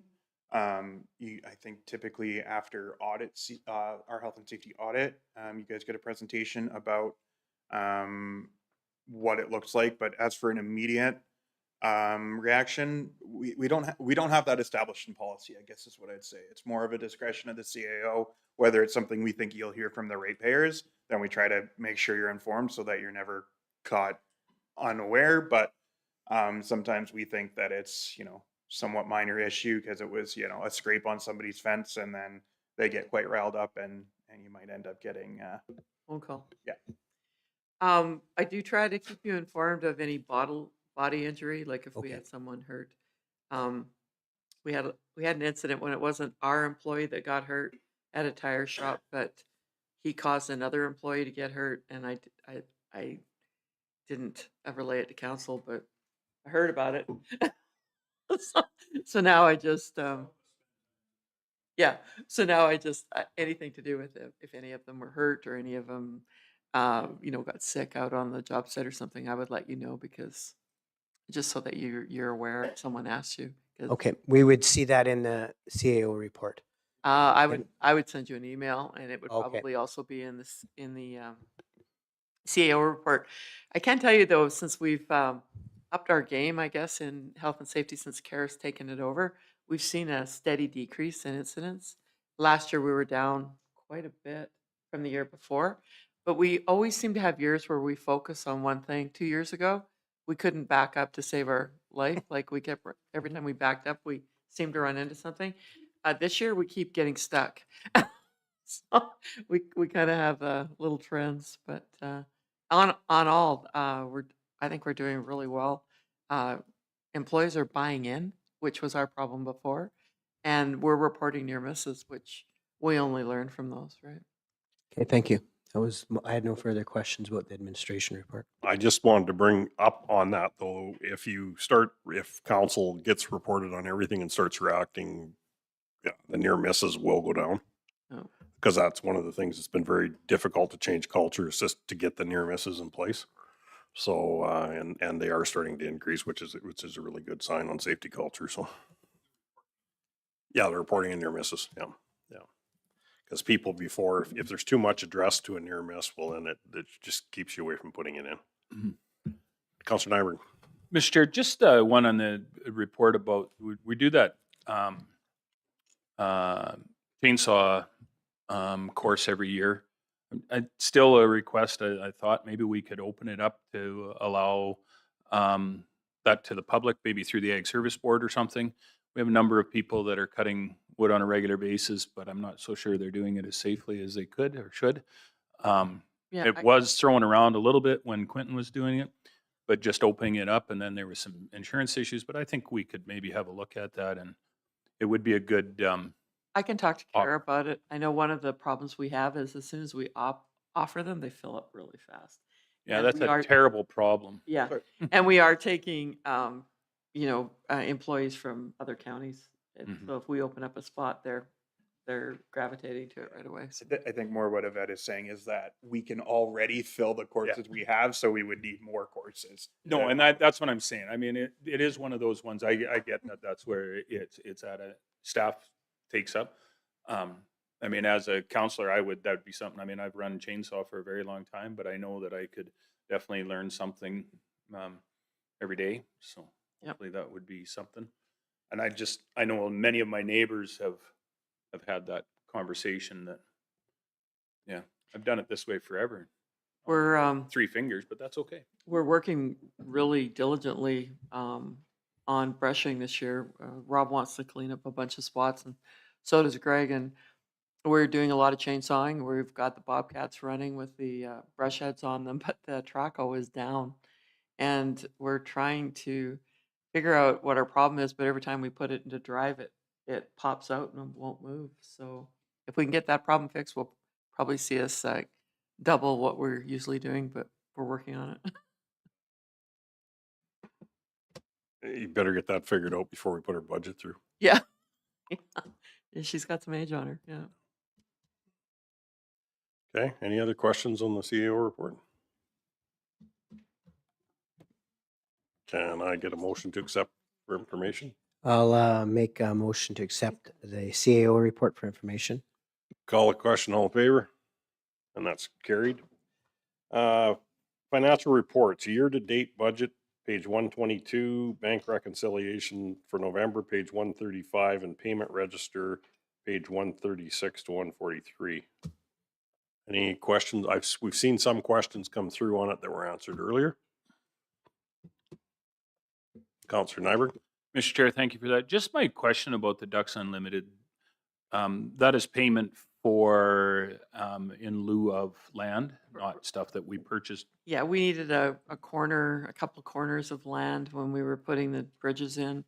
County policy is we pay for an acre of land regardless of what we take. Oh, this isn't a wetland substitution. This is land compensation. To Ducks Unlimited? To Ducks Unlimited, they own the quarter. Was that always been the I thought Ducks they basically gave that up. No, Ducks Unlimited own quite a bit of land in the county still. I get they own it, but I They thought own it. for right of ways they didn't get too carried away. There Yeah, you go. well, if we need it, we have to take it. And we treat them the same as we treat everyone else. Yet we still pay them for compensation on wetland compensation, right? Is it Texas Unlimited we're paying, or is it actually the provincial government? Yeah. Yeah, because we'd looked at doing that ourselves, getting out of that Yeah. bracket. Okay, fair enough. Thank you. Any other questions, Counselor Gano? Under reconciliation, someone could explain the reserves and the big change there year over year. Large change in reserves under operations. The bank reconciliation, we show what our reserves are at. And if so, as we go through the year prior to collecting our taxes, we probably run into our reserves instead of an operating line. And then we replenish them with cash basically when we get our taxes in. So that's basically what we're showing you. One of the reasons why our bank account is different is the LGFF. It took them over a year to get their application, their FSC process in place. And I sat on that committee and developed those applications and the SFE, and I couldn't even get paid. So they were really slow at paying. That's why we're just seeing the 2024 allocation come out now, hoping that they're going to back it up right away with the 2025. But that's basically the difference between the current year and the previous year. Thank you. I had no further questions. Any other questions? If not, if we can move the reports. I'll move the report. Call the question, all in favor? That's carried. Counselor fee sheets 11.3, and then we have an 11.3A there. The one thing I did note is my expenses, or all my fee sheet shows November. So I don't know what happened with the upload, but it didn't show the December fee sheet the same as everybody else. So that's one thing I did note on it. Counselor Gano? I missed a day. It's actually listed, but the number didn't come across. So you'll see that on December 17. I'll show that again on my next fee sheet. Was it actually missed or was it just imposed upon? Yeah, it was missed. Yeah, the total was Oh. only 5. Yeah, so it was missed. They're changed a little bit compared to what we used to have, right? Because sometimes they would impose over, you'd write over top of them. Any questions on the fee sheets or I think there was an item. You have that on the 11.3A discussion on chargeables? Yeah. Would that discussion? Maybe I think it's my item. Will probably go into that conversation. So I'll wait. Counselor Stevens? I do have one question. I'm not sure what this item is. It would be from Counselor Adam on December 13th. The type of meeting, cancer. I'm assuming that's some sort of autocorrect? No, Okay. that was that banquet that I spoke at. I spoke at the cancer support group, Oh, okay. and I gave the check to them as well. Oh, okay. No. So typically, where you said inviting, just for the new counselors, we would write give greetings from the county, and then everybody knows that that's what Okay. you did there. So, and what about your AMB comm on December 8th? Oh, December 8th. The Oh, ambulance. Oh, okay, fair enough. Yeah, that would be the ambulance one. So, Mr. Chair, I think also, and Councillor Adam and I have spoke about this. I think she missed the travel up to Edmonton on her FCSS Edmonton one on the 26th. And then also the Village of Denelda, we typically don't pay for that. So there should probably be some adjustment, but I'll let her comment on that. So. Yeah, I assumed that the Village of Denelda, because when we went through our committee list, that was on my committee list because I'm in that ward. I thought that that's one that I would be paid for because I'd be going to it. That's where I am requesting information on what is and isn't a billable or chargeable, because I neither want ratepayers to be shortchanged, and I don't want us shortchanged, and this is my first term, so I'm learning. So if that's the case, then being I missed that other travel, those two would essentially wash each other out anyways.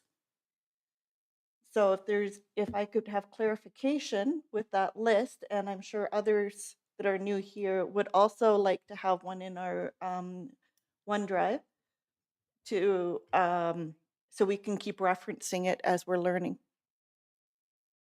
And, oh, just one note on that too, just that the only difference would be adjustment of 31 kilometers is all that would be.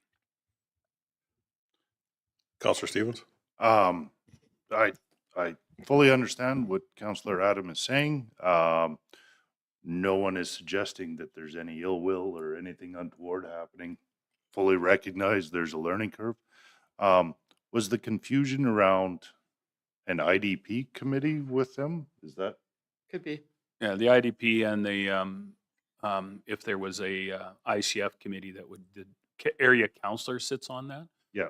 So like for the town, myself and Mr. Gano are typically on that because we border the town. So on an ICF with the town or the IDP, any of that kind of stuff, the area counselor sits on that. And I was unaware because I thought it was any meeting to do with the village. If I attend, then it would be that, not a specific group. Probably scared the heck of them showing up there. Oh, I did. What are they up to? Counselor Gano? I had a couple questions related. I just want to confirm the expectation around alternates. So if I'm an alternate, then it shows up in my calendar. I will not attend unless an attendee asks me directly to attend. Do I have that right? That's my interpretation of it, yeah. Okay. Counselor Stevens? I'll disagree slightly. Alternates have on rare occasion attended, just to keep abreast and keep a finger on the pulse of the committee. It is not billable unless you're filling in. So slight semantics there. If you show up as an alternate, you're more than welcome. You can stay informed. You don't have voting rights unless you're filling in, and it would not be billable unless you're filling in for the normal. And so to that end too, if you can keep the alternates involved somewhat by giving them the information, I think it's imperative that the alternates, so on the housing authority, the alternates also will get most of the minutes meetings, and then if there is a special meeting called or something, any of that information should go out to the alternates just to keep them involved in the abreast of what's going on. You never know when you're called in to fill in, so it's important that it's very important that your alternate is very aware of what's going on. So any meeting minutes, any special emails that come out, it's just good courtesy to make sure that the alternate has that info so that they, and if you're an alternate and you're not getting it, you may want to ask that question because it's, it's important. So. Okay, Nikki, and then to Al.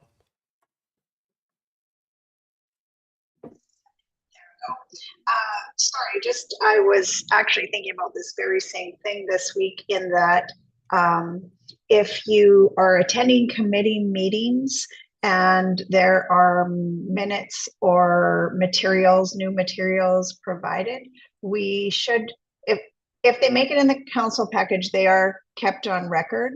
But we should be providing those probably to our records management so that they are on file. Like if there's a new policy that comes and there's some materials to back that up, or strategic planning document that's created, those should be just submitted through to our records management, probably through our CAO, so that we do have all those recordings on file for future reference or looking back at in the future too.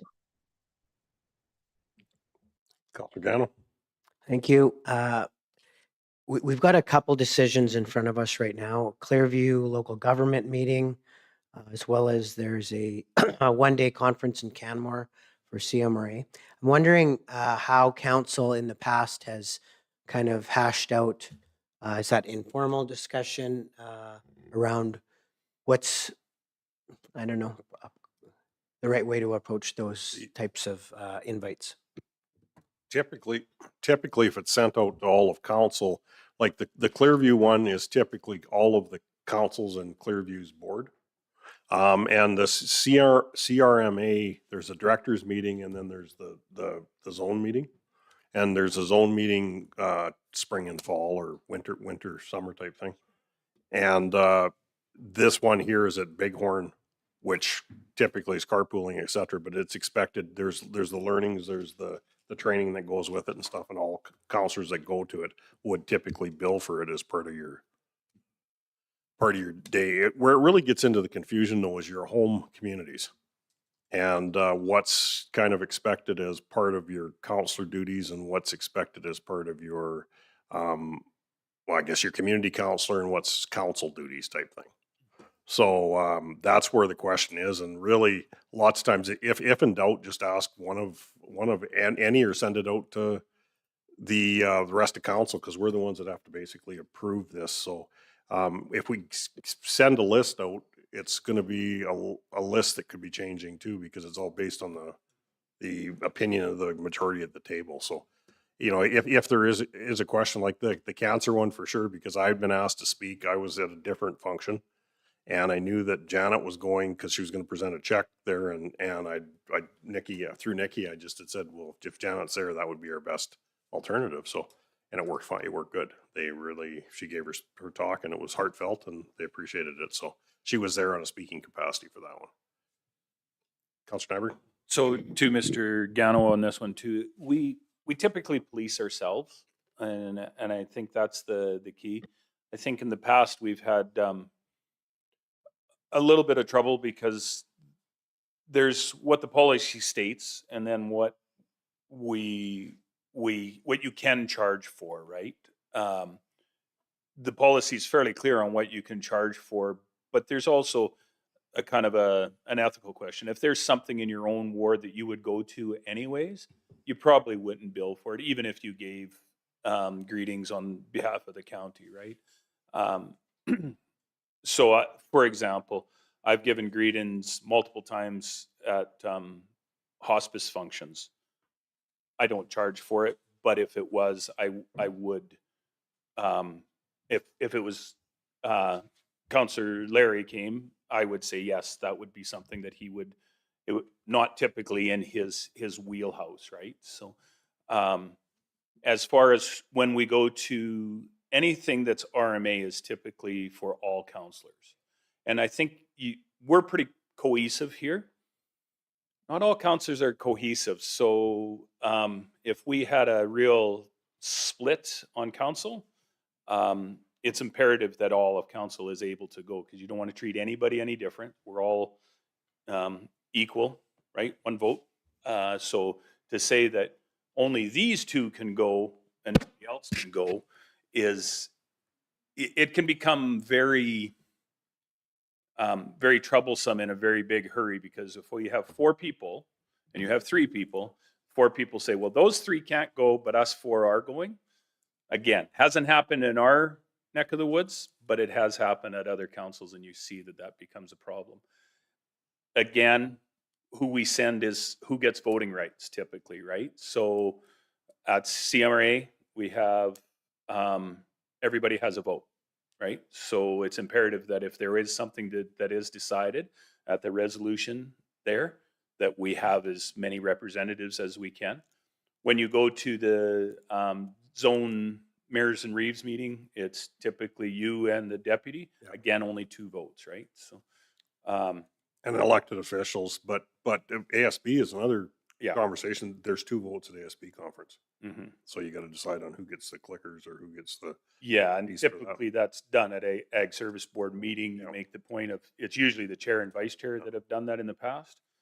Yeah. But we also have opened it up to everybody to go to that one, more so for the networking of that And one. for the knowledge. Yeah. Counselor Stevens? The upcoming Clearview Town, I think Painterth usually goes to, Plus all the villages are invited. and the so. villages. Just so everyone's knowledge, last year, this is an annual meeting. Last year, there was a slight scheduling conflict in the sense that our council meeting went long. And we got some pretty clear feedback that some of our partners were not happy with the lack of representation. Where was that at? Yeah, we were stacked up Not last only did year. it go late, we also had a conflict. So we were only planning on sending 2 counselors, 2 or 3 counselors. The rest went to the community service awards. And then those counselors ended up being late due to the council meeting running late. So. So that where was this? The Clearview meeting last year. Oh, yeah. It was And- an anomaly for sure. Yeah. But and- in our defense, they had changed the meeting. They had made a meeting originally and then they changed. I get that. The question got raised about who we send and how many. And I believe the context that we got negative feedback from our partners about a lack of attendance. So I think the context matters. There, CRMA and some of your central zone, I mean, I think all of council makes a conscious effort, but by nature, especially when you get into some of the farther distances, typically we don't get all of council. It's open to all of council, but there's usually a couple that don't go. And I won't be at the central zone. I've already booked into the law course, so I'm going to the law course. I too am opting out of central zone this go around. So it does, by nature of schedule, weed itself out a little. There is one other advantage to this local meeting with Clearview and our partners. And this was part of the feedback we got from our partners is it is important that in relationship building that we meet on when there's nothing contentious to discuss sometimes. And it's that break bread, build relationships, and that has been brought up as well on the more local level. Mr. Chair? Yes, go ahead. We do have some decisions to make, though. We need to respond for the RMA, or Central Zone. I don't know if administration's gonna make it. We're pretty backed up with some meetings. So if council goes, you will probably be on your own. I apologize. Yeah. Keep you guys in line. We also have the Clearview meeting that they want numbers because of course it's dinner. And also we've been invited, 2 counselors have been invited to attend an Operation Control Center meeting at the RCMP office in Edmonton on March the 3rd, and they only have room for 2, and Cam has invited us. You'd have to make your own way up there, be there at 10:30, and the tour lasts for 2 hours. So, for a 2-hour meeting. So if any of you are interested in that, he's also asking that we get back to him. Yeah. Does that one have any conflicts? Yeah. I actually did go to the operations center for the dispatching for HS when I was at the RMA one year for ambulance. It's amazing. Does that one have any conflicts with any of our other meetings? March the 3rd, I didn't really look. Sorry. It Is does that with me. I'm Is that a tour of K Division? Right now, March the 3rd is open. Oh, okay. It would be a fascinating tour. I think it would be worth getting some eyes on that. And Yeah, taking the one at HS, like I sat there. I was still pretty crippled up. I had crutches in my foot, and anyway, I hobbled over there, and it was well worth standing on my foot for 2 hours. This would not be a very flexible invitation though, because we have to give names and they will do a background check on you before you're done. So Well- we can't just, oh, I can't make it that day. James, will you go instead? I Yeah. know I'm on SREMA, so I don't know if that makes a difference if I should go or should pass it up to somebody else. Yeah, it's open to all of you. It's just, you have to pick two. Out of 6, because like as I say, I won't be able to make. Yeah, it's too bad because, we're in Edmonton on the 16th through the 18th for the RMA, and they have to do this 2 weeks ahead of time. Yeah. That is bad time. If there's value, Andrew, if you think there's value, I can make myself available. That's important. If there's no other folks interested, I need guidance though. If folks believe that it's not of value to our ratepayers, then that's okay too. In a case like this, I think it is value. There is some value to it to see what happens and maybe where some of our police funding model goes to. But also too with our staff sergeant, if he's got a contingent that comes from his area too, it probably. I would assume we'd be joined by 2 town councilors, and maybe some from the surrounding areas. I can put down Janet and Al and let Cam know if that works for you guys. Okay. I'll send you the email so you have as much information as I do. For the central zone, so we know that Justin, Larry, and James will not be going. And it's all the way to the Banff Gate because the convention center is a stone's throw from the Banff Gate. Weird that. I think I'm going Which about one? Central Zone. Yeah. February 6th. February 6th. Yeah. Clint and Janet are both out by law seminar as well. Okay. Yeah. So who's going to represent the county of Stettler? Al? Alan.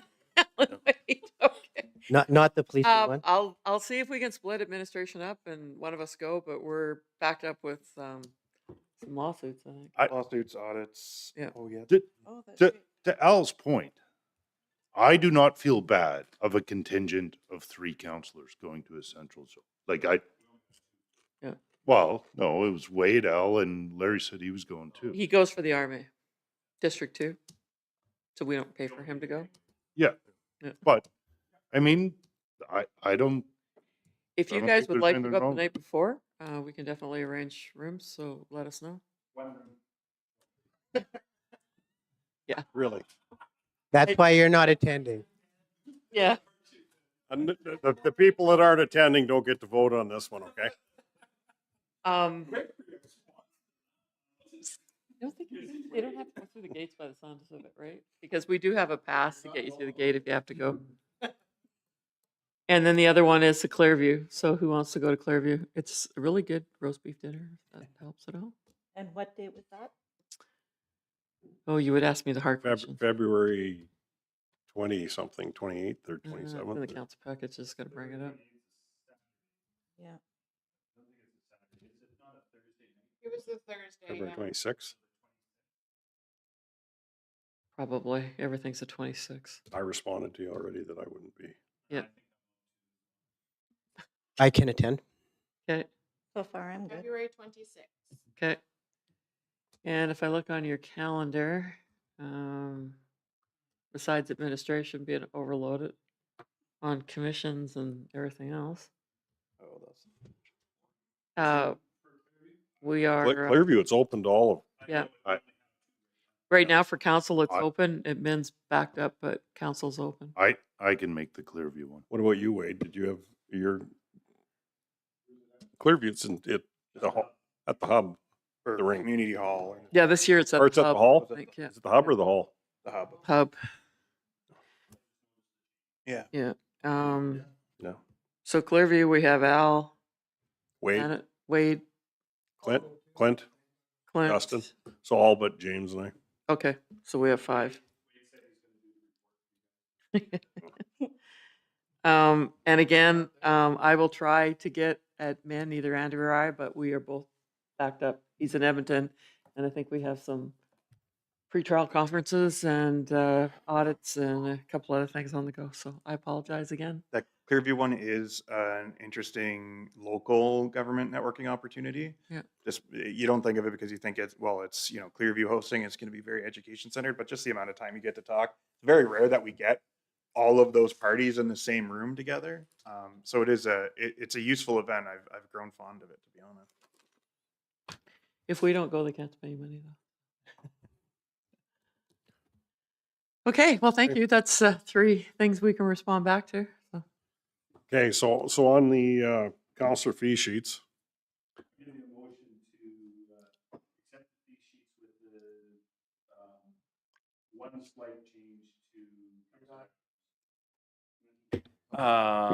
one slight change to Councillor Adams, 31 kilometers. That's it. Does that fit for you, Councillor Yep. Adam? okay. Call and mine needs to be updated or it'll show up for 2 next month, or what it'll do. I'm not 100% sure. What happened? Mine's November. Did we pay you? Yeah. I'm assuming we I don't know. paid quite Mr. honest. Clerk correctly. However, we have just changed. We used to scan the sheets in, but now that we've got them access to them digitally, we grab that, and it might have just grabbed the wrong sheet out of there. Yeah. It's not the same process. It's not a series process. It's a parallel process now. So we'll just have to, I guess we will not approve Reeve Clark's pay sheet here. Well, technically, you already have. This one's already been approved, so they're new. So we will, excluding that one, have the pay sheets approved. I have concerns about Reeve Clark's pay sheet. It looks like a serial killer. Have you noticed the font? Actually, all of them did that. What's They that? all look like a Look at ransom the note. font. The font. Especially Reeve Clark's. Yeah, no, it does look like it was copy and pasted or cut and paste letters out of a magazine. Yeah. No rhyme. Oh, I reason to see. what- Okay, I know. The font, the I honestly swear it's So I will approve the fee sheets, excluding the one of Reeve Clark's, and he will just have to. We'll have to see that. next Counselor Gano missed a day. I just missed the number in the Oh, column yeah, yeah, there, right? yeah. Just so So you'll see that, but I was, you will just correct that yourself. I will on the next one. Yes, Yeah. just for clarity. So Okay. Okay, so we got a motion on the table. Call the question. All in favor? And that's carried. Counselor committee reports. Stettler and District FCSS, Counselor Adam, 151. Regional Emergency Management Agency, Counselor Adam, 152. And Village of Denell, council meeting, Counselor Adam, 153. And the rest looks like we had a quiet December, January. Mr. Chair, if I could, we did have one housing authority meeting, but that was just it was just a presentation of our audited financials from 2024. Okay. Those still looked good. Okay. Counselor Gano? I had one question from the Stettler and District FCSS. There was a note there that we have a contract with FCSS for 5 years. It comes due in March, but CFS has extended it to June. I'm not familiar with all this. Is there some risk there, service risk or financial risk to the county? So I don't mean to speak for Councillor Adam in this one, but so it's the Children and Family Services has a contract with us with FCSS. It has nothing to do. So we contract them to do some of our family counseling. We have a counselor that is there. This has nothing. It's an internal situation more than anything. So nothing towards the town whatsoever. So. Nothing toward the county. Thank you. Yeah. I had no further questions. Okay, if we can move the reports committees we have reports on. Counselor Stevens? I'll move that we accept the committee reports for information. Call the question. All in favor? That's carried. Correspondence, rural municipalities of Alberta RMA scheduled municipal visit. Yes, they would like a date to come down and meet with council. Is it, I'm maybe asking the question in the wrong spot, but we typically, was that a council meeting? Yes, they're telling us you're not available on Wednesdays, but we know they're lying. Yeah, so. yeah, that's what I thought. So, but I would assume they want to meet with us and Painter the same day. That would be Yeah, my guess. typically they do. Yeah. They said 2 meetings in one day, so. We actually went out to Paint Earth, I think, the last time, didn't we? I think we met at Paint Earth together. Well, we did because we met at 7 a.m. in the morning Yes. before. to help them out because Yeah. Dwayne Gladden had something on the. Yeah, which maybe we can invite painters here too. Yeah. Okay, I'll ask that question tomorrow and then see what council meeting we can tie it to. Not March 11th, maybe? Yeah, we could look at March, I know. but March the being a smart 10th. ass. We have, for the January 28th meeting, we already have 2 delegations. I think January 28th would be a pretty quick turnaround anyhow. Okay. So. So the last meeting in February or March the 10th? Okay, I'll ask. March 10th might be a little close to RMA for the Okay, I would suggest your February. That's true too. last, I'll ask tomorrow. okay. Usually on Tuesday.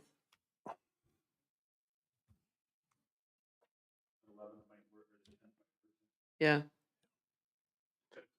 Yeah. Yeah, the March 10th, if it would work for them, I'm gonna suggest that too.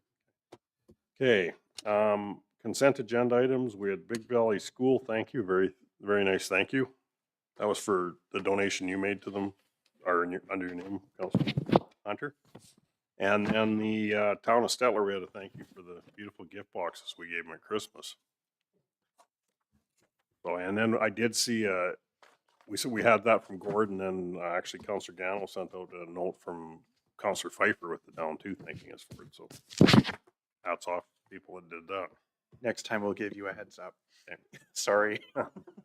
I fear you may have set the bar a little high on this one. Thank Wait, you. wait, when I had councillors reach out, I made it clear that they were welcome, but don't expect it every year. Okay. So do we have to accept those for information or it's just information? Okay, can I get a motion to accept for information? I'll make a motion to accept for information. Okay, Councilor Adam, call the question, all in favor?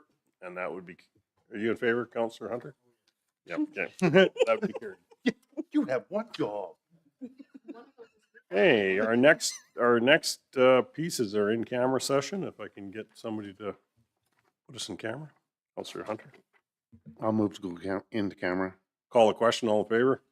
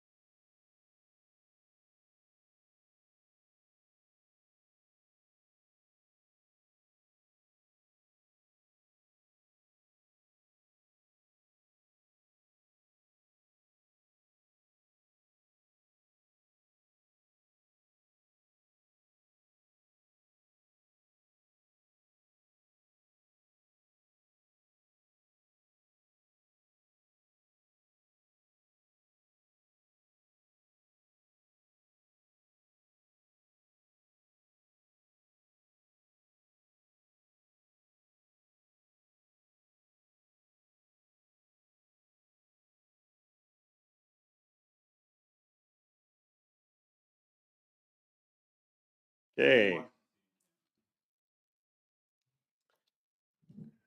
We've got a couple motions to go forward.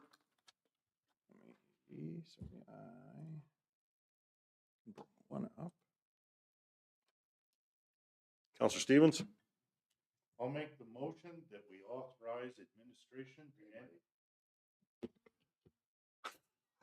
I'll make the motion that we authorize administration to enter into a non-disclosure agreement with Ground State Market Solutions with the amendments as proposed. call the question. All in favor? Opposed? Counselor Adam, Counselor Walker, and Counselor Nyberg opposed, carried.